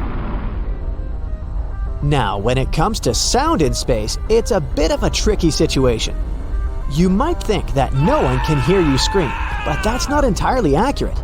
The thing is, sound needs something to travel through, like air or water. In space, things are super spread out, so all those epic space battles and galactic explosions would be completely silent. Yet there are some places in space with enough particles for sound to travel through. For example, you can hear the black hole at the center of the Perseus galaxy cluster. Another myth is about zero gravity. That's not a thing. There's still some gravity hanging around the International Space Station, about 90% of what we feel on good old Earth. But astronauts get to float around because they're basically free-falling around the planet. And let's be real, Hollywood's version of space travel is not factual. Sure, orbits are a thing, but different altitudes mean different speeds. So moving from one orbit to another isn't exactly a walk in the park. You can't just push yourself in the right direction and hope for the best. You gotta take those orbital velocities into account. This reminded me of the 2013 movie Gravity and how Sandra Bullock tried to survive in space. Hollywood sure added some fuel to these myths. Yet again, who can blame them? Back in 1976, NASA's Viking 1 spacecraft snapped a photo of a curious rock formation on Mars that looked suspiciously like a face. Some folks out there claimed that it must have been proof of extraterrestrial life on the red planet, but NASA had a different take. According to the space agency, the face was nothing more than a bunch of rocks piled up in such a way that the shadows they cast created an illusion of facial features. It turns out it was just a regular hill that got a little too much credit for being photogenic. The solar system stays in place. Lie! It's zooming through space at a speed of 140 miles per second, which means that it's whizzing through the cosmos faster than a cheetah chasing its prey. It takes us 230 million years for the solar system to complete a full orbit around the Milky Way. It's a good thing it isn't getting a speeding ticket, because that would be one astronomical fine. Eh? Without the sun, planets would be pretty chilly. We're talking about temperatures as low as -455 degrees Fahrenheit. Brrr. But with the sun around, the planets get to enjoy much more livable temperatures. Of course, not all planets are created equal. Mercury, for example, is the closest to the sun. Venus, on the other hand, is farther away, but somehow manages to be even hotter than Mercury. The distance from the sun isn't the only factor that affects a planet's temperature. Other things like the planet's size and reflectivity also come into play. So Mercury being the hottest planet in our solar system is a false proposition. No, just because it's the closest one to the sun doesn't mean it's the hottest. Even though we've been deceived in some ways, that doesn't make space any less amazing. It's still a vast, beautiful, and utterly fascinating part of our universe. And there's still so much we have yet to discover. Who knows? Maybe one day we'll really discover little green people out there. Or maybe we'll find out something even more incredible. Until then, we'll just have to keep dreaming and exploring. There, you got 14 things on our list. Do you have any other space myths to debunk?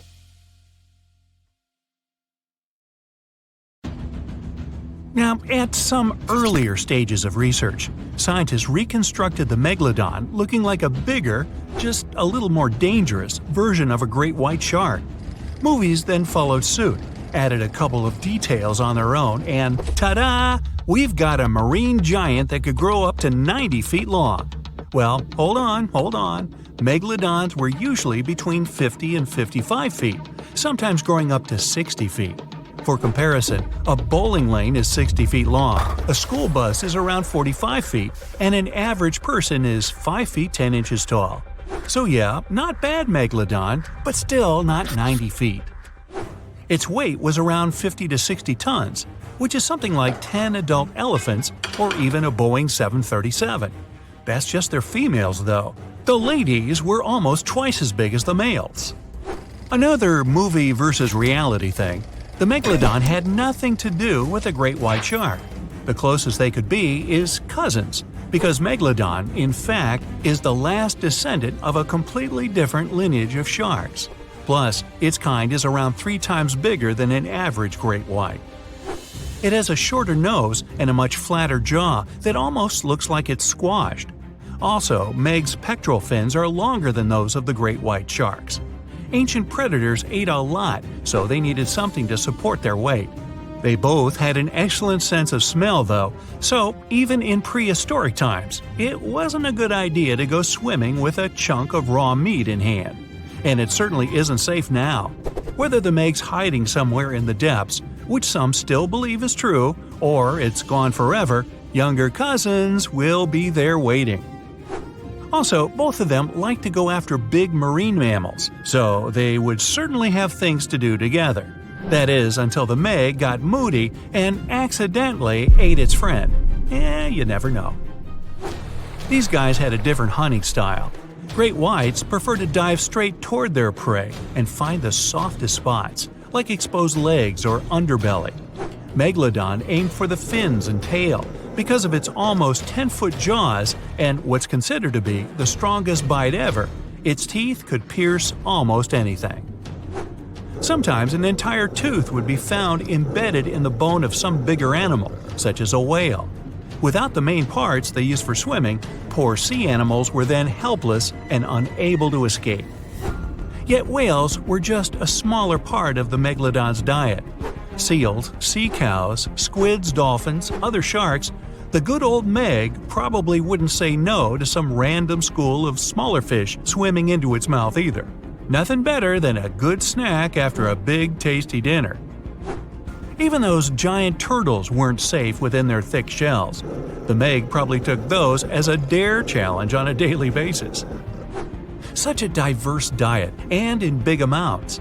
Megalodon would eat about 2,500 pounds of food every day. No wonder it dominated the ocean. Almost 300 teeth in 5 rows. And we're talking about sharp chompers that could grow up to 7 inches long. Even its name stands for giant tooth. Hey, I'm thinking maybe it had a cousin, orthodontia, which means either crooked teeth or deep pockets. Still, Megalodon would change thousands of teeth over a lifetime. Since Meg's teeth weren't that strong, they would often fall out. Then it would get new ones within 1 to 2 days, so it could continue its hunting sessions without any serious interruptions. The same thing happens with modern sharks as well. New teeth replace damaged or worn out ones.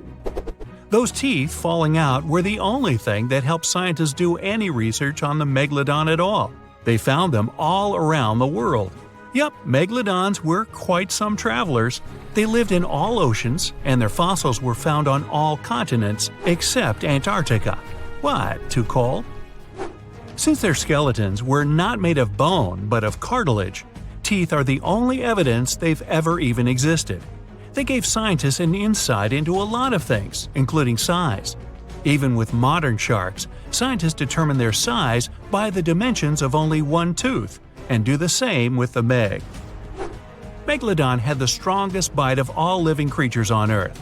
It would definitely be fun to see the clash between the Meg and, say, T-Rex.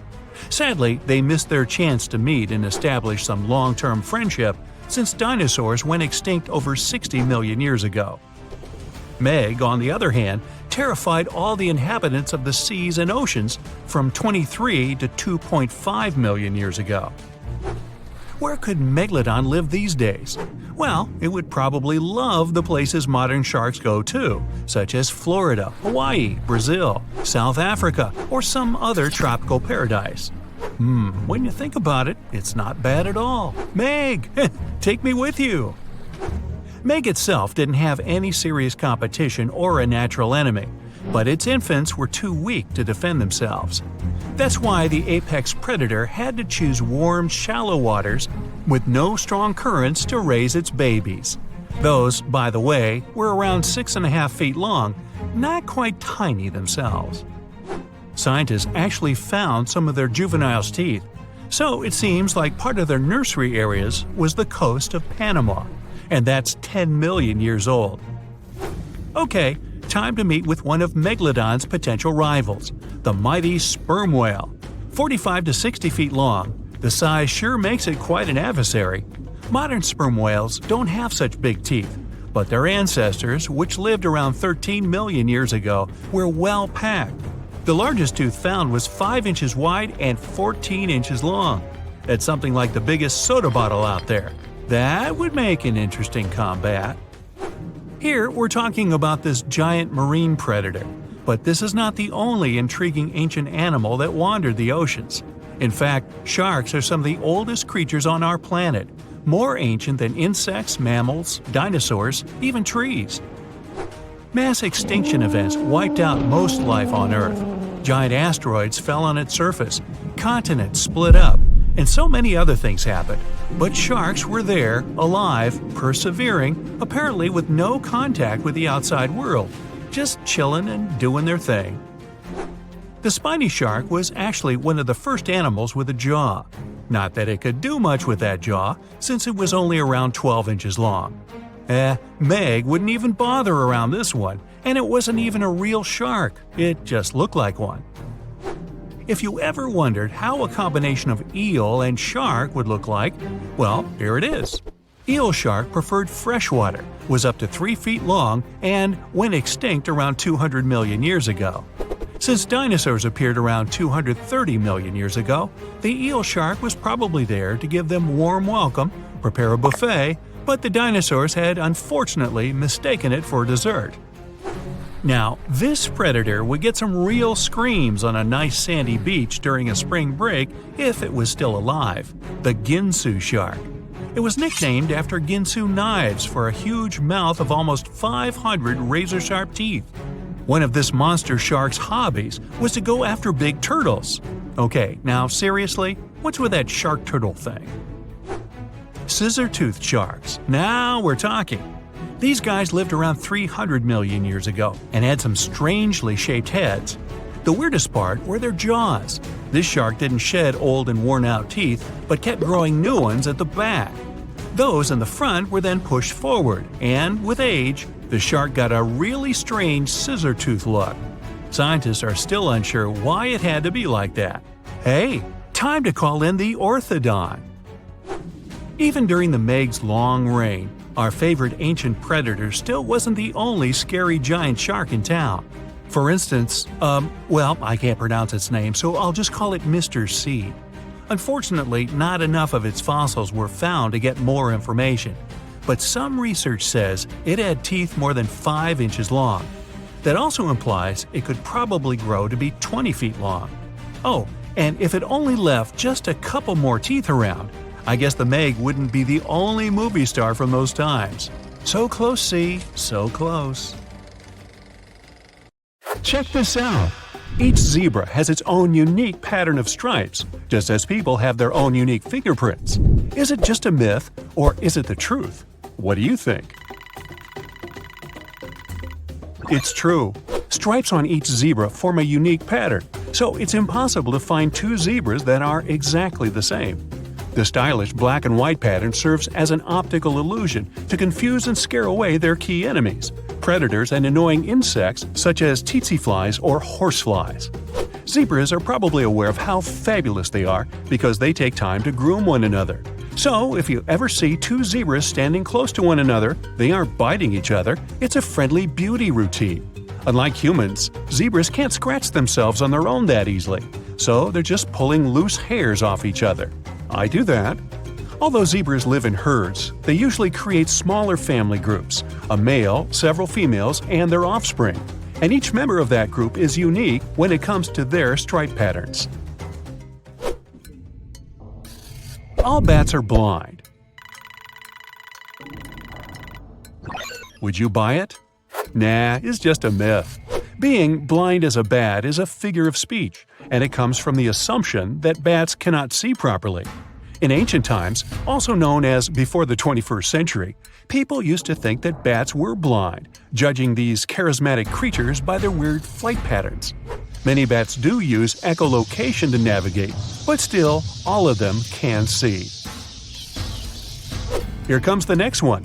Lobsters are monogamous and stay together for a lifetime. True or false? What do you say? Well, sorry to spoil the romance, but it's just a myth made popular by a famous TV show. In real life, lobsters aren't monogamous at all. Dominant male lobsters mate with several females, and then, one by one, they vanish, only to reappear on a restaurant table with melted butter. No worries, the animal kingdom still has some hopeless romantics that remain faithful to their mates throughout their lives. Swans, gray wolves, beavers, bald eagles, gibbons, to name a few. You can get warts from handling frogs or toads. What do you think about this rumor? It's an old myth, probably related to the fact that both toads and frogs have bumps on their skin. Visually, these bumps remind of warts, but they're just glands that never secrete any substances that could cause humans to get warts. There are no amphibians that can give you warts, but shaking hands with another human who has them can. Moving on, turtles live inside their shells, and they can go outdoors anytime. Is it true or false? It's a myth. Those fairy tale and cartoon turtles pop out of their shells whenever they like.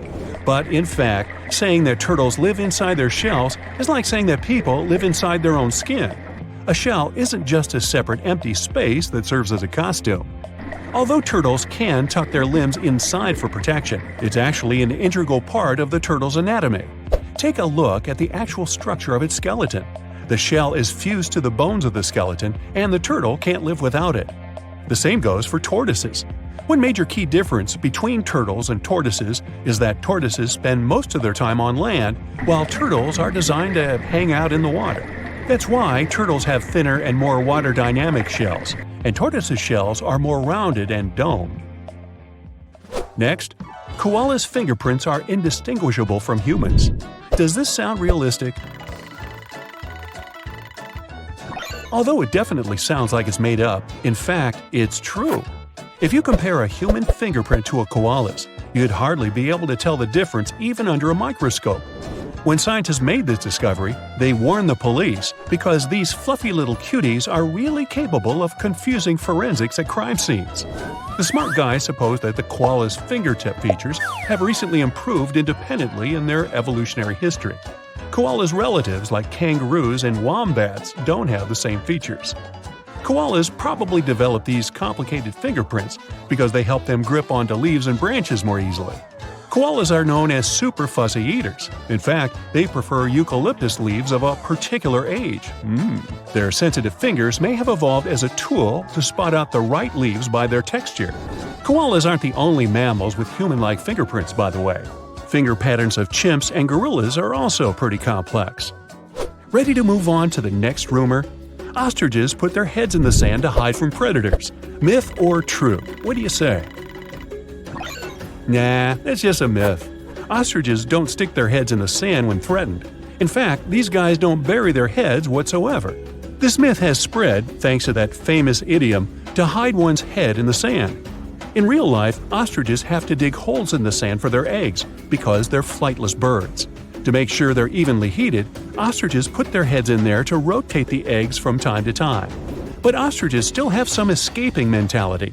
When they face some threat, they can flop to the sand and stay perfectly still, pretending they aren't alive. Goldfish can't remember anything for longer than a second. Can it really be that bad? If you often say you have a goldfish memory as an excuse for forgetting something important, I have some bad news for you. Multiple studies have proven that goldfish can remember things for several months, if not more. Scientists from an Israeli university held the cutest experiment. For 1 month, they turned on classical music while feeding the fish. They believe that this practice would teach the fish to associate the melody with food.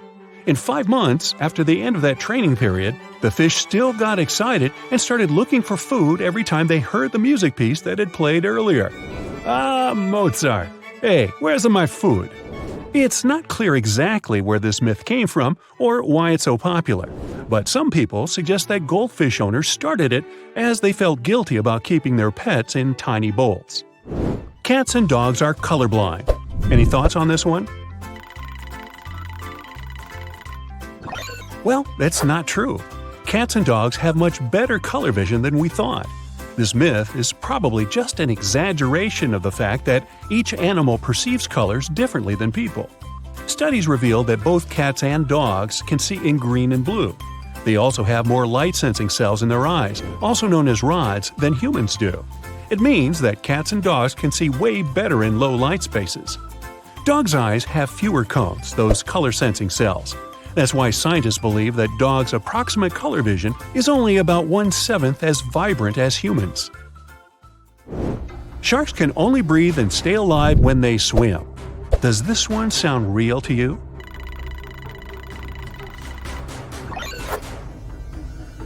According to a popular misbelief, sharks can breathe only while moving because swimming helps them push water over their gills. Although many kinds of sharks are designed this way, many others, like bottom-dwelling nurse sharks, don't need swimming to pump oxygen-rich water over their gills. Meanwhile, all sharks do lack swim bladders, so if they stop swimming, they'll probably sink to the bottom. But luckily, a shark's body can't be compressed.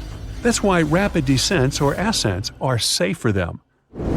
Sea otters hold hands so they don't drift apart while sleeping. Can you believe that? Yep, it's true. You can keep awing at it, but in fact, this way of sleeping has a practical purpose for them. Scientists suggest that sea otters develop this cute habit to stay close with their mating partners. If you hold your otter girlfriend's hand tightly all night, it will reduce the risk of her mating with another male while you're sleeping. Shameless. Also, holding hands helps otters to protect themselves from predators because they stay away from the land altogether. Now, if a human touches a bird nestling, its mother will abandon it.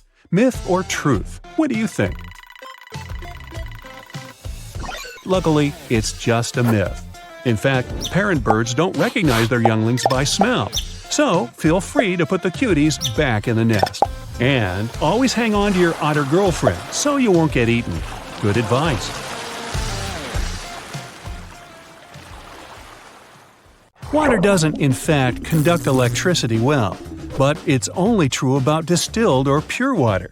People can get an electric shock while being in electrified water. But that's because pure water doesn't exist in nature. It usually contains dirt, minerals, sand, and other stuff great at conducting electricity. The vacuum of space is not always cold. It depends on where you measure its temperature. If it's a totally freezing part of our universe, the vacuum of space can get as cold as minus 454 degrees. But if you travel closer to the sun, your thermometer will show a boiling 250 degrees. By the way, it's the reason why astronauts wear white spacesuits. They reflect sunlight and don't let people inside get too hot. There's a misconception that mustard seeds are the tiniest ones out there. But in reality, there are smaller seeds, for example, those of watermeal, poppy, or duckweed, and the tiniest seed on record is that of the orchid. You can relax, coffee doesn't make you dehydrated. This drink does have a slight diuretic effect, but scientists haven't found any evidence that coffee drinkers have a higher risk of dehydration than, let's say, tea drinkers. Now, elephants aren't afraid of mice per se. But these massive animals have bad vision. They also move fairly slowly. That's why they can get startled by a bird or a small creature, like a mouse, darting past them. Just the element of surprise, nothing more.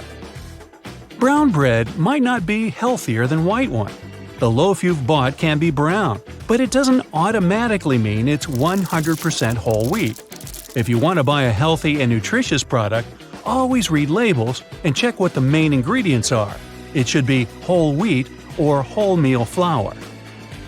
Most people are sure there are just 3 states of matter: solid, liquid, and gas. I am an expert in gas. But people tend to forget about plasma. Unlike what we see in sci-fi movies, plasma isn't some goo or gel-like substance. It's rather superheated electrons and ions, often called ionized gas. Almost any element can turn into plasma if you heat it enough. But then, its molecules will break down and it won't be the same element anymore. For example, if you want to turn water into plasma, it'll no longer be H2O, and you won't want to drink it. That's for sure. There's almost no difference between how fast salty water and pure water will boil. The temperature of salt water will get higher faster, it's true, but salty water also has a higher boiling point. Plus, when you add salt to the same volume of water, its mass becomes greater and it takes longer for it to boil. Bananas do not grow on trees. The banana tree might get as large as a real tree, up to 25 feet, but it's a plant, the world's largest perennial herb. This plant doesn't have any woody fibers and can't be considered a tree. It also has massive stalks and leaves, but no trunk and branches. There's a misconception that diamonds come from coal, but in reality, they're compressed carbon that gets heated at more than 90 miles below the surface of our planet. As for coal, it's found a mere 2 miles down. Georgia is known as the Peach State, but it's California that grows the largest number of peaches in the U.S. For example, in 2017, this state produced more than 540,000 tons of peaches, while Georgia isn't even in the top 3 producers. Isn't that peachy? Some people believe that duck quacks don't echo. It's not so. All sounds ducks make, including squeaks, honks, or yelps, create sound waves that bounce off a hard surface, producing an echo. The myth itself appeared because of the landscape of the ponds where most ducks live. The area is usually flat, and there's nothing for the sound waves to get reflected by. Even with hills or mountains around, though, the sounds ducks make would be too faint to create a loud echo. But this can refer to any sound. There are tons of diets that encourage you to cut carbs from your meals. But this food group is your body's main source of energy. It's also not always fattening. Everything depends on how much of carbohydrates you consume. Eating too much of them will, of course, lead to weight gain. But instead of avoiding carbs altogether, you can focus on eating their healthy variations. They can be beans, lentils, corn, cereals, wholemeal bread, and so on. Your pooch does not see the world in black and white. Specialists claim that dogs' vision isn't the same as people have, and they don't see all the hues you do, but still, they can distinguish between colors. Some people wear hats in the winter only because they believe that 90% of their body heat escapes through their heads. But you only lose about 10% of your body heat there. That's not more than what you'd lose through another uncovered part of your body. For example, your ankles, neck, or hands. The Bermuda Triangle is believed to be a harrowing patch of the ocean. Sailors and pilots are prone to lose contact with the rest of the world and disappear there for good. But that's not just an intriguing legend. The truth is that the Bermuda Triangle does not have any more shipwrecks or mysterious disappearances than other waterways. Ooh. An apple a day will not keep doctors away. They will still call to confirm your appointment. An apple is a wonderful fruit, packed with fiber and vitamin C. It's also true that both these components are crucial for your long-term health. But they aren't the only ones you need. Plus, if certain bacteria or viruses enter your system, apples won't help you, no matter how many you eat. The Great Wall of China isn't the only human-made structure visible from space. If you're 180 miles above the surface, it's very distinguishable. But from up there, you can also see highways, bridges, dams, airports, and other huge constructions. And if you go further to space, you'll only see the wall in radar images, not with the unaided eye.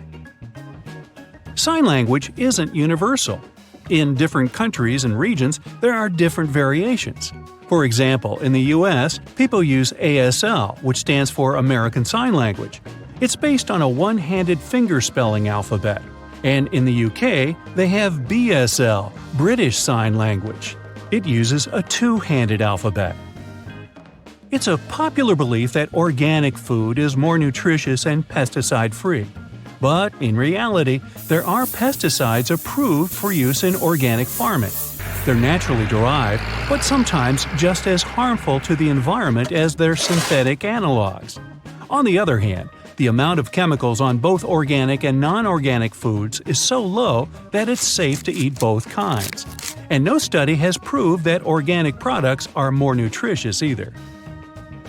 Lightning can actually strike the same place twice or at least hit very close to the first spot.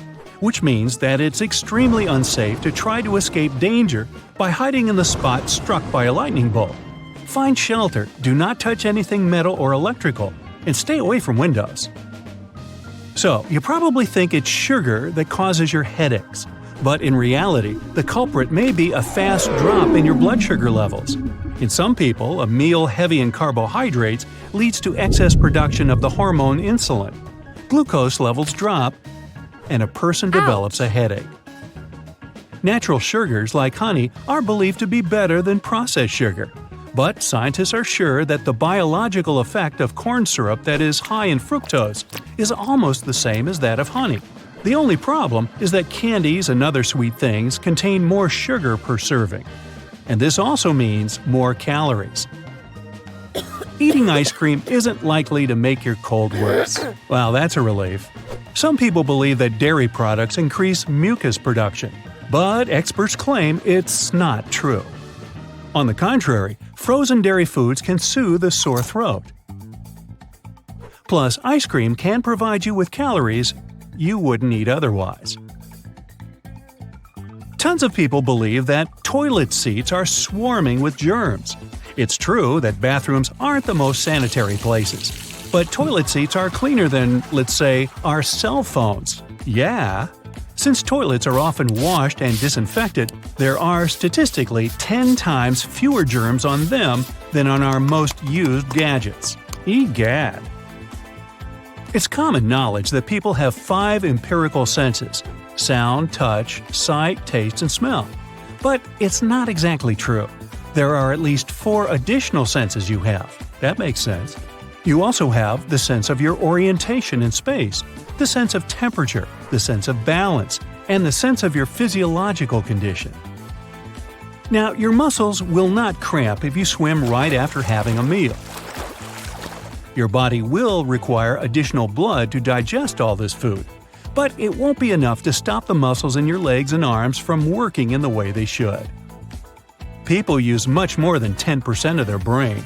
Your brain is busy all day and all night. It needs about 20% of your body's resources and never ever turns off completely. Each part of your brain performs its own function even when you aren't paying attention. White eggs are no less healthy than brown ones. The color of an egg's shell depends on the kind of chicken that laid it. The nutritional value of the egg has much to do with what the hen has been eating. A mother bird will never reject its little one, even if it has been touched by a human. Almost all birds have a poor sense of smell. That's why the bird simply won't know the difference.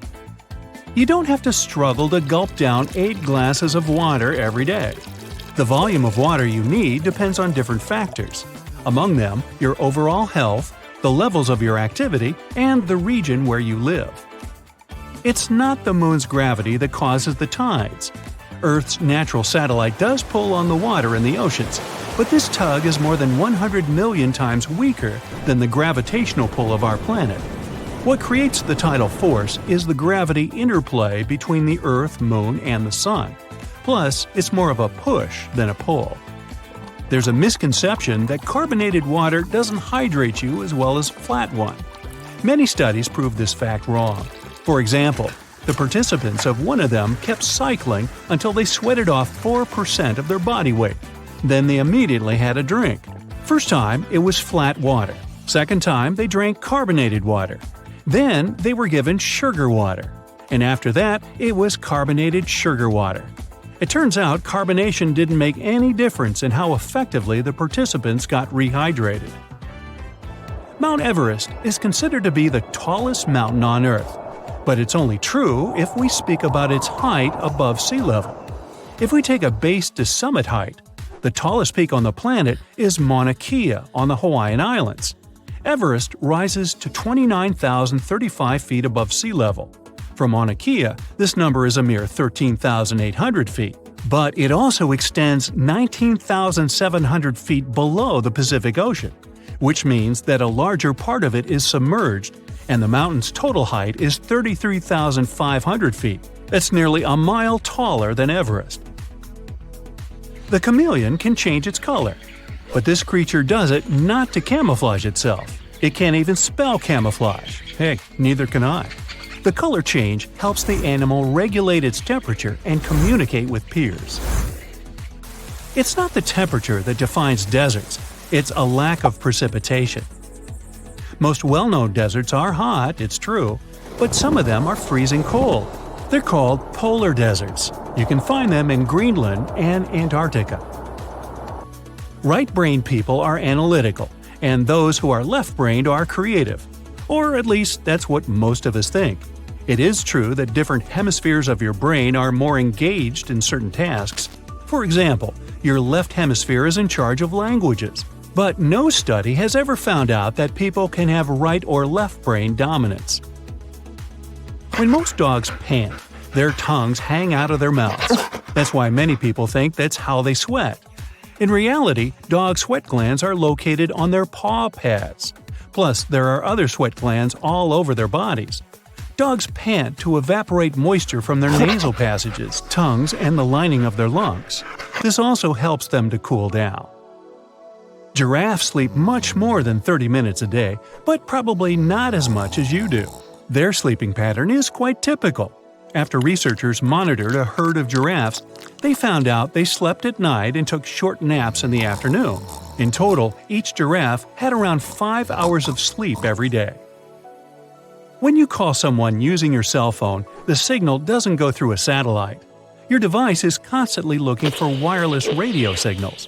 Then it transmits data to and from land-based cellular towers. Let's say you call your friend. Then the nearest tower connects you to another cell through a huge network of tower-to-tower connections. There's a myth that your blood will turn blue if it runs out of oxygen, but this misconception is based on an optical illusion. Blood might look blue because you see it through layers of tissue, which makes it appear to be a different color. Not all comets have tails. It depends on a comet's location. If it's somewhere far away from a star, it'll look like a small frozen chunk of ice and rock. But once it approaches a star, the ice starts scattering away because of the solar radiation. This looks like a tail. Sometimes a comet's tail is too faint for you to see. It's impossible to see millions of stars, even on the clearest night or when you're far away from any sources of light. The highest number you can spot if you're lucky and have good eyesight is around 3,000. These stars are the ones that are closest to our planet and bright enough. Lots of the luminous objects you see in the sky are artificial satellites, planets, and distant galaxies. People can grow new brain cells. You don't start life with the same set of brain cells you'll ever have. There's a lot of proof that your brain keeps producing new cells even when you're a grown-up. At least this process goes on in certain regions of your brain.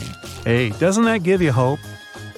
You might leave wasps alone, but don't be so sure they'll do the same. Bees do respect human boundaries, and if you bother them, they won't hurt you. But wasps are so bad-tempered they can sting you even if you're just walking by their nest. The asteroid belt between Mars and Jupiter isn't a region of randomly floating and constantly colliding large rocks. If you ever found yourself there, you'd see how empty and calm it is. The asteroids are so far apart from each other that the chances of collision are laughably small. If you were traveling by a spaceship, its radar would easily detect asteroids and help you avoid them. Honey can actually spoil if you leave it uncovered in a humid environment. Make sure to always keep the lid on the product and don't let any water get inside. Then your honey will be edible for a really, really long time. Its antibacterial properties won't let any organisms grow in there. The moon doesn't really have a dark side. Our natural satellite is tidally locked with Earth. That's why we always see just one side of it. The sun, the moon, and our planet are all constantly moving. Sometimes that one side of the moon that's always visible to us is brightly lit. Then the far side is dark, and vice versa. Hey, I hope you found this illuminating. Alright, check this out. Water boils faster when you add a bit of salt. Myth. It doesn't make any difference, and even if it does, it may take longer for the water to boil. But it might make your pasta taste better. Just saying. Bats are blind. Not true. The myth probably comes from the fact that they're nocturnal creatures and have extraordinary hearing abilities. They chase mostly when it's dark and rely on a thing called echolocation, but it doesn't mean they're blind. Their eyes aren't useless, they're just adjusted to low light conditions. A blue whale is so big, its tongue can weigh as much as a big elephant. True. Yep, these fellas are huge. You lose more heat through your head. Nah, the real reason why people believe it is because when it's cold, our head is the only part we're most likely to keep uncovered. If we went outside wearing just a t-shirt, we'd lose heat through our arms, not to mention legs, hips, and other parts. So, wear a hat, guys. Tongue Map says we have different parts for different tastes. Not really. There are individual taste buds that sense certain flavors more than they do with others, but it doesn't mean one area can taste sweet better than the other. Studies showed all mouth areas have taste buds sensitive to all tastes. Hey, check out this tongue map for the blue whale. Looks like she's partial to plankton. Dinosaurs were giant. Well, that's false. Movies show them as huge, scaly lizards, but nope. First off, there were many smaller dinosaur species, and some of them were as small as a turkey or a pigeon. Plus, some dinos, like T-Rex, were even covered with feathers, especially at the early stages of their lives. Oxygen is colorless. Partially true. In gas form, it has no color, but in solid or liquid form, it has a sky blue shade. Chameleons change color because they want to match their surroundings. Myth. That would probably be a very tiring thing to do. In reality, some other things like mood, temperature, or the amount of light they get affect their color. When chameleons relax and stretch cells, crystals that are inside of them are affected by the light. These animals use crystals to communicate with each other. So, for example, darker shades show that they're not in such a good mood. It's more like they kind of feel aggressive. So I think I'll back off here. Neanderthals aren't our ancestors either, even though they lived with modern humans at the same time at one point, but mostly in different areas of our planet. So they're not just a stage of human development, but a different lineage. They were also pretty creative. They used fire, made tools, ate medicinal plants, cleaned their teeth, and so many more things similar to our species. Neanderthals probably went extinct because of harsh climate changes. Turkeys can blush. That one is true. They're just like us when it comes to this. When angry, excited, or even feeling bad, the skin on their necks and heads turns red, just like my big brother. Black holes are not really holes, as the name may imply. They are very dense objects with an extremely strong gravitational pull. Flamingos are such cool animals. True. They bend their legs at the knee. Myth. They actually bend them at the ankles, since the knees are closer to the body as well as covered in feathers. Supermarket apples are fresh. Maybe yes, but maybe not. They can be up to 1 year old, since they're often picked between August and November. After that, they're covered in wax and dried in hot air. Finally, they're sent into cold storage, and after 6 to 12 months, we see them on the supermarket shelves. Bottled water has an expiration date? True. But that doesn't mean the water is the thing that expires. The bottle does. The plastic starts to leak into the water, and some unwanted chemicals appear. The tea bag wasn't actually planned. True. In the early 20th century, Thomas Sullivan filled small silken bags with samples of tea leaves and sent them to his customers. The idea was to open them and toss tea leaves in the hot water. Many customers thought they were supposed to put those bags into the teapot without opening them. The tea bag went through some improvements, got string and a paper tag at the end, and the new unplanned invention was ready. Lightning will never strike the same spot twice. Not true. The Empire State Building was once struck 8 times in only 24 minutes. There was a terrible storm, and nothing could or can generally keep lightning away from the place that got hit.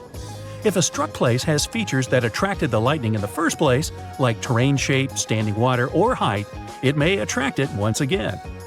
You have so much DNA in your body that you can actually stretch it from the sun to Pluto and back. True. And not just once, 17 times. Of course, you're not going to look the same after you do that. Crocodiles are one of the oldest species in the world. Yup. They have been around for 200 million years already. Like my neighbors down the street. Opossums sleep while hanging by their tails. You can see that in cartoons and some photos, but in general, they don't. Their tails are really strong, so these animals can grip branches and hold their weight, but only for short periods. Adults are really too heavy to stay in this position for too long, so they wouldn't get much rest. Goldfish have a 3-second-long memory. Nope. Those colorful fish are actually really smart. One study showed goldfish could tell the difference between 2 classical songs. They're not quick learners, true, but after over 100 sessions, they did it, which wouldn't be possible if their memory could really last only for 3 seconds. One type of salamander, you can read that on your own, go ahead, can extend its tongue over half of its body length in only 7 milliseconds. True. That's 50 times faster than a blink of an eye. Ooh, gotta be fast to catch that tongue map. People can multitask. Not true. Checking emails, talking on the phone, cooking, it seems like doing several things at the same time saves time, but research shows multitasking is not quite possible. Our brain is wired to do one thing at a time. So when we think we're multitasking, it's actually switching tasks, which can take even longer rather than saving us some time, as well as whittling down our attention spans. Earth is not the only planet with water. NASA discovered Jupiter had an ocean with twice as much water as we have on our planet. It's right under a layer of ice. Even Mars has some liquid water flowing. Also, the Earth is round. Or is it? Technically, it has flattened poles, together with a bulge at the equator. That way, it has an irregular shape of an ellipsoid. Zombies are not made up. True.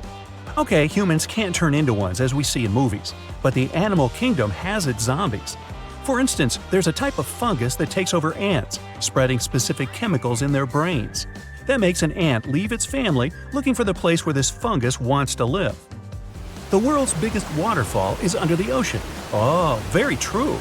It's in the Nordic Seas. The cold seawater is denser than the warm waterfall. The drop is almost 2 miles long. The smallest wasp in the world is not bigger than an amoeba. True.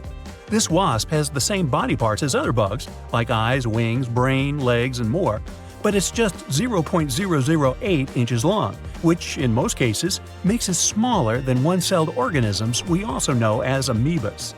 Snow can only be white. Not true. And I'm not talking about the snow near fire hydrants. For example, there are some mountains with pink snow, like the Sierra Nevada in California. Its color is caused by a certain type of algae living there. Aurora Borealis has a sister. True. It's called Aurora Australis, and you can see it in the southern hemisphere. The best time to see it is in winter. Over 99% of atoms is empty space. True. If we collected all the people in the world together and removed all the empty space between the atoms out of them, the population of Earth would fit into the size of an average orange. I think we should try that. Then I could finally get a seat on the bus. Dolphins communicate and call each other by names. True. They use specific vocal whistles to identify each other. So long, and thanks for all the fish. The toilet flushes in different directions when on different hemispheres. Nope. The direction is the same whether the toilet is in Australia or France. Really? A snail can have a pretty extended nap. True. Some snails can sleep for around 3 years in a row. Sharks smell just one tiny drop of blood from miles away. Not quite. Sure, their brain region in charge of smelling odors is enlarged, but the ocean is really big. Plus, it takes time for odor molecules to spread in liquid. On a pretty good day with favorable currents, a shark may smell the prey from a distance of a couple of football fields away, but not miles. Finally, penguins propose to their significant other. True. They're monogamous, and after choosing a mate, the male gives the female a pebble to show his affection. Ah. Today we're going to an art history trip. Our main focus is to unravel the mystery of whether or not ancient statues has always been white. We'll visit museums and even time travel to try and get a glimpse of what these statues were really like back in the day. To kick off our tour, we land in New York. We climb the famous steps of the Met, the Metropolitan Museum of Art, and walk inside this enormous museum. You walk down the aisle and get to the room where one of the world's biggest collections of ancient Greek and Roman statues is held. Admiring the large array of statues, one thing seems evident. They are mainly white. It makes sense since their primary material is white marble. For centuries, historians, archaeologists, and researchers in general have always taken this fact for granted. Weren't these statues always white? Until recent decades, this wasn't something that people discussed. But in the 1980s, researchers unearthed an ancient Greek statue that was clearly pigmented. This new discovery made them wonder, were all ancient statues painted? Let's take a close look at this work of art. This 3rd century before the Common Era Greek statue was discovered to be almost entirely painted, still in its original form. You don't have to look too hard to notice that the statue still carries some of these original pink colors, with some shades of blue and red paint as well. The thing is, this statue is not an exception, it's the norm. As it turns out, ancient civilizations did paint their sculptures with bright and vivid colors, but somewhere along our historic timeline, this information got lost. According to researchers, pigment in sculptures was a way of bringing their representations closer to real life. We live in bright colors, so art might as well reflect that, right? Right! So let's take a few steps back to understand what happened. So why are our museum's galleries filled with white statues as far as the eye could see? You might have heard of Michelangelo. It's a famous Italian sculptor who carved the iconic David and painted the ceiling of the Sistine Chapel. Michelangelo was one of the most emblematic painters of the Renaissance. The Renaissance was a historical period when European artists, philosophers, and scientists developed a renewed interest in the creations of ancient Greece and Rome. Artists like Michelangelo started a series of Roman sculptures, like this one, the Laocoon and his sons. They fell in love with their lifelike figures and pristine white marble. The one thing they didn't know, and didn't have the technology to know, was if the colored pigments from those sculptures had faded. After all, they were found after years of being buried or left in the open air. It's speculated that this statue, the Laocoon, had colored snakes and mantles, for example. When the Renaissance artists set out to pay homage to ancient artists, they left their masterpieces bare too. They carved directly onto the marble and left them white, without pigmentation. Probably because that's the way they thought things were done in the old days. The works of Michelangelo and his peers influenced a whole generation of sculptors after that. So this way of doing art traveled to modern times without much questioning.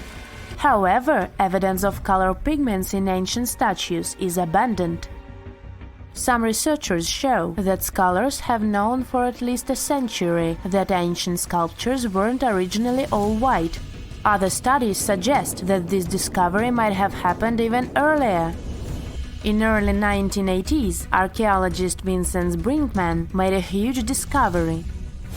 During his time as a student at the Ludwig Maximilian University in Munich, he developed a technology that was able to detect polychromy in ancient samples of Greek statues.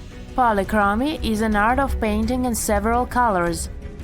Anyways, he was taken aback by his discovery and confused as to why and how other researchers and archaeologists weren't talking about this. As it happens, the first discovery that ancient statues weren't all that white happened a long time ago, way before Vincent was born. It happened during the unearthing of Pompeii back in the 1700s. As you may know, the city of Pompeii in southern Italy was completely covered with lava after the sudden eruption of Mount Vesuvius. The city was destroyed, but the clouds of ashes that arose from the lava managed to preserve a lot of the city's structure through time. Thankfully for art historians and archaeologists, Pompeii became a digging ground for understanding ancient Rome. Researchers found several conserved frescoes that depicted scenes of daily Roman life. In one of these paintings, an artist is seen painting a sculpture. This fact was recorded by a very famous art historian known as Johann Joachim Winckelmann. He is also considered the father of art history.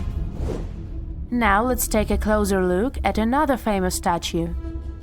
To see this one in person, you'll have to fly all the way to Rome and visit the Vatican museums. The statue you're looking at is a classic representation of Caesar Augustus. In case you didn't know, he was the founder of the Roman Empire and the first emperor of Rome. He is important.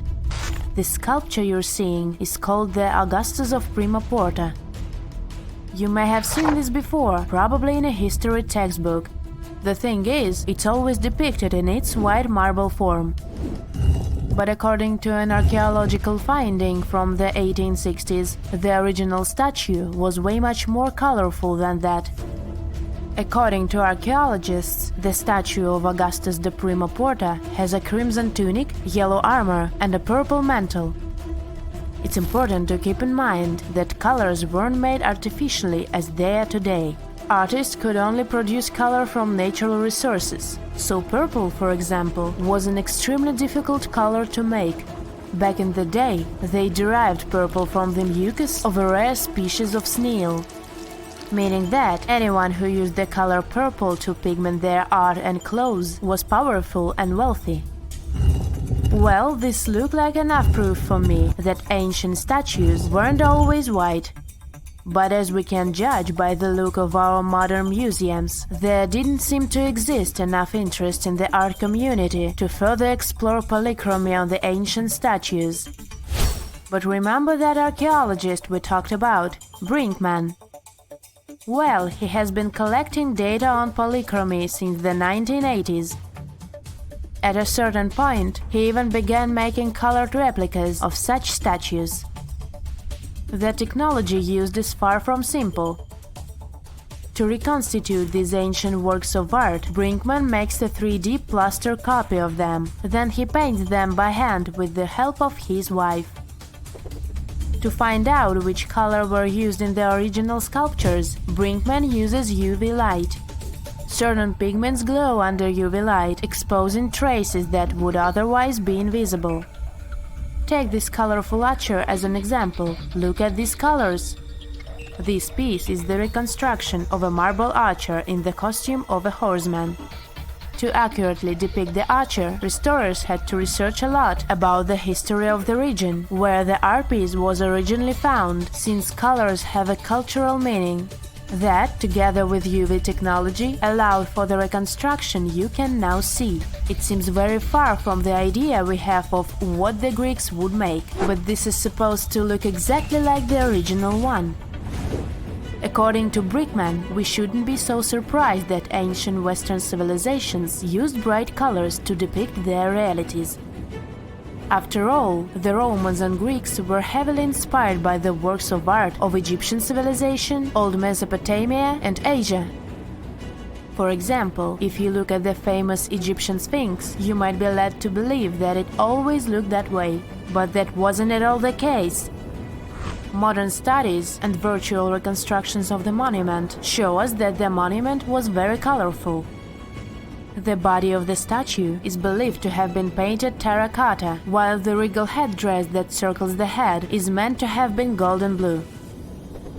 All of these were considered important colors in Egyptian times, and it was only suitable to use them to depict a pharaoh.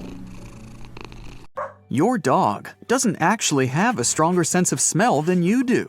People often talk about how dogs have a superior sense of smell. And this probably started when a researcher from the 19th century, Paul Broca, marked humans as non-smellers. No one ever provided sensory testing to support this theory, but people still believed in it for a long time. The truth is, different types of animals can identify different kinds of scents. There was an experiment done where human volunteers needed to track a scent. Researchers dipped twine in chocolate essence and then zigzagged it all across a grassy field. Volunteers weren't allowed to use other senses. For example, they were ear-muffed and blindfolded. They even wore thick gloves and knee pads. The conclusion they came to is that while we are not as effective as dogs, we can follow a scent trail and become way better if we practice. Interestingly, humans are more sensitive to certain smells compared to dogs, like fruit or flowers. This is because the evolution of dogs didn't require them to sharpen their sense of smell for these types of odors. A TV screen won't ruin your eyesight. At least, there's no evidence that looking at a TV screen can really hurt your eyes. It's the same for phone or computer screens. Looking at them may lead to eye strain or fatigue, but in most cases, it's nothing you can't ease with proper rest. That doesn't mean watching TV or staring at your phone for too long doesn't have negative consequences in other parts of your life, like reduced concentration and lack of socialization, among many other things.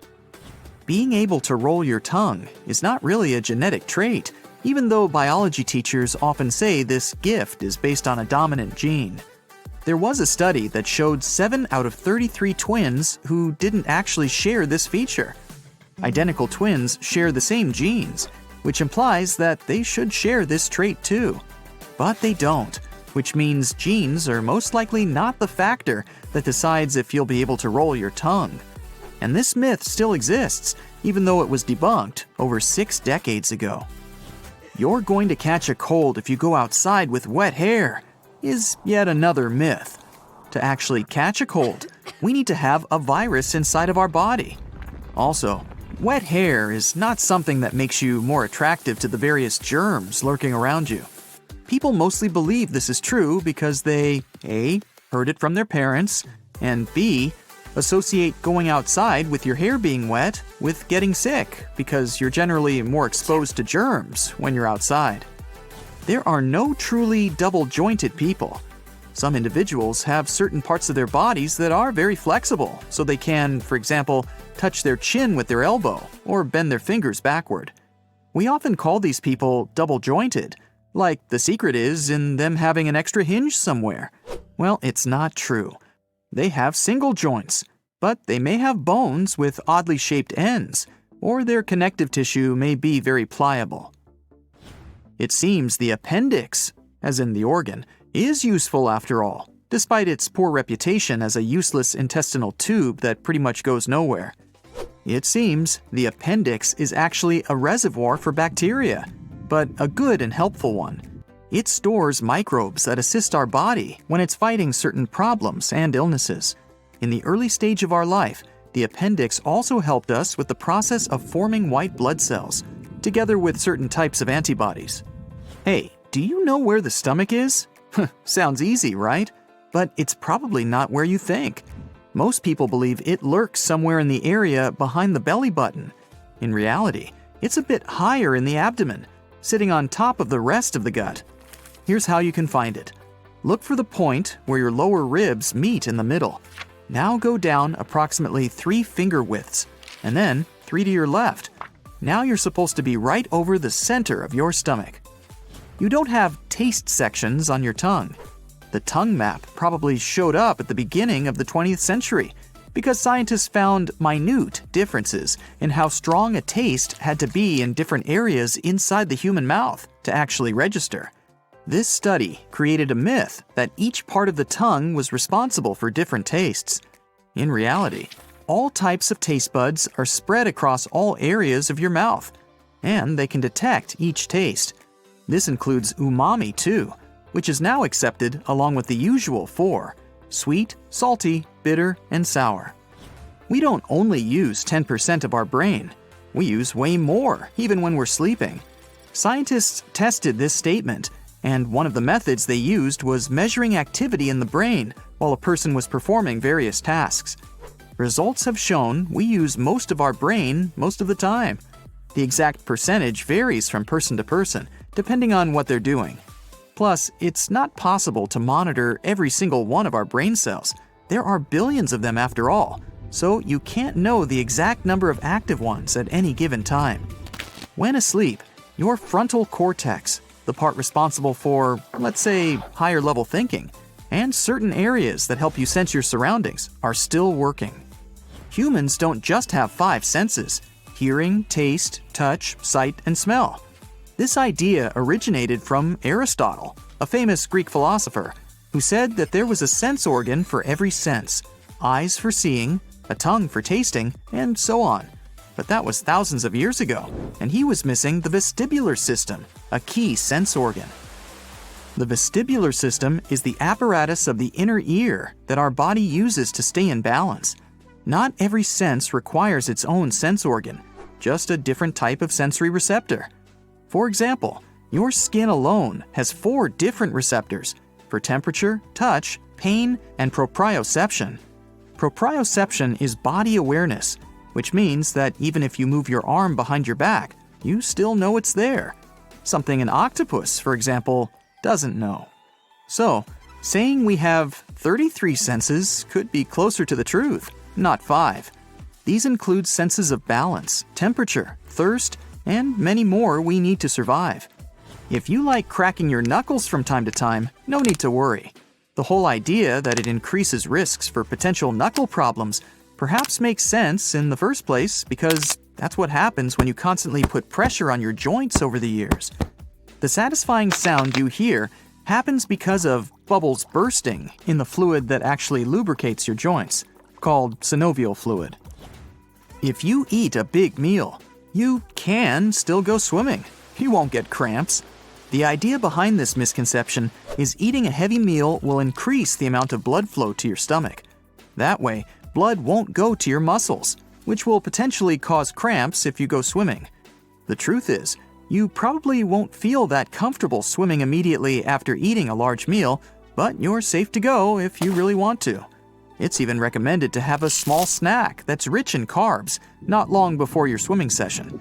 This will boost your energy. When you shave your body hair, you don't have to worry about it growing back darker and thicker, because this is a myth. You may believe there are some changes in the color, thickness, or growth rate of the hair. That's because after you shave, you give the follicle a blunt tip, which may look or feel darker and rougher than it was before. But that's just a perception trick. You'll see that once your hair grows in again, it will be the same as before. It's a myth that we lose a disproportionate amount of body heat through our heads. You may feel like that because our head, chest, and face are definitely more sensitive when it comes to changes in temperature. In reality, you'd be just as cold if you went out without a hat as if you weren't wearing pants. You probably feel like you're losing heat through your head because it's often one of those parts that we leave uncovered when going out. No need to worry if you wake up a sleepwalker. You're not going to seriously harm them by doing so. If you startle one, they can be quite disoriented and may have a confused reaction. Sometimes it's better to do that than to let a sleepwalker get up and start doing certain things that they shouldn't be doing while sleeping, like cooking or driving. Or you could just show them the way back to bed. That's it for today. So hey, if you pacified your curiosity, then give the video a like and share it with your friends. Or if you want more, just click on these videos and stay on the bright side.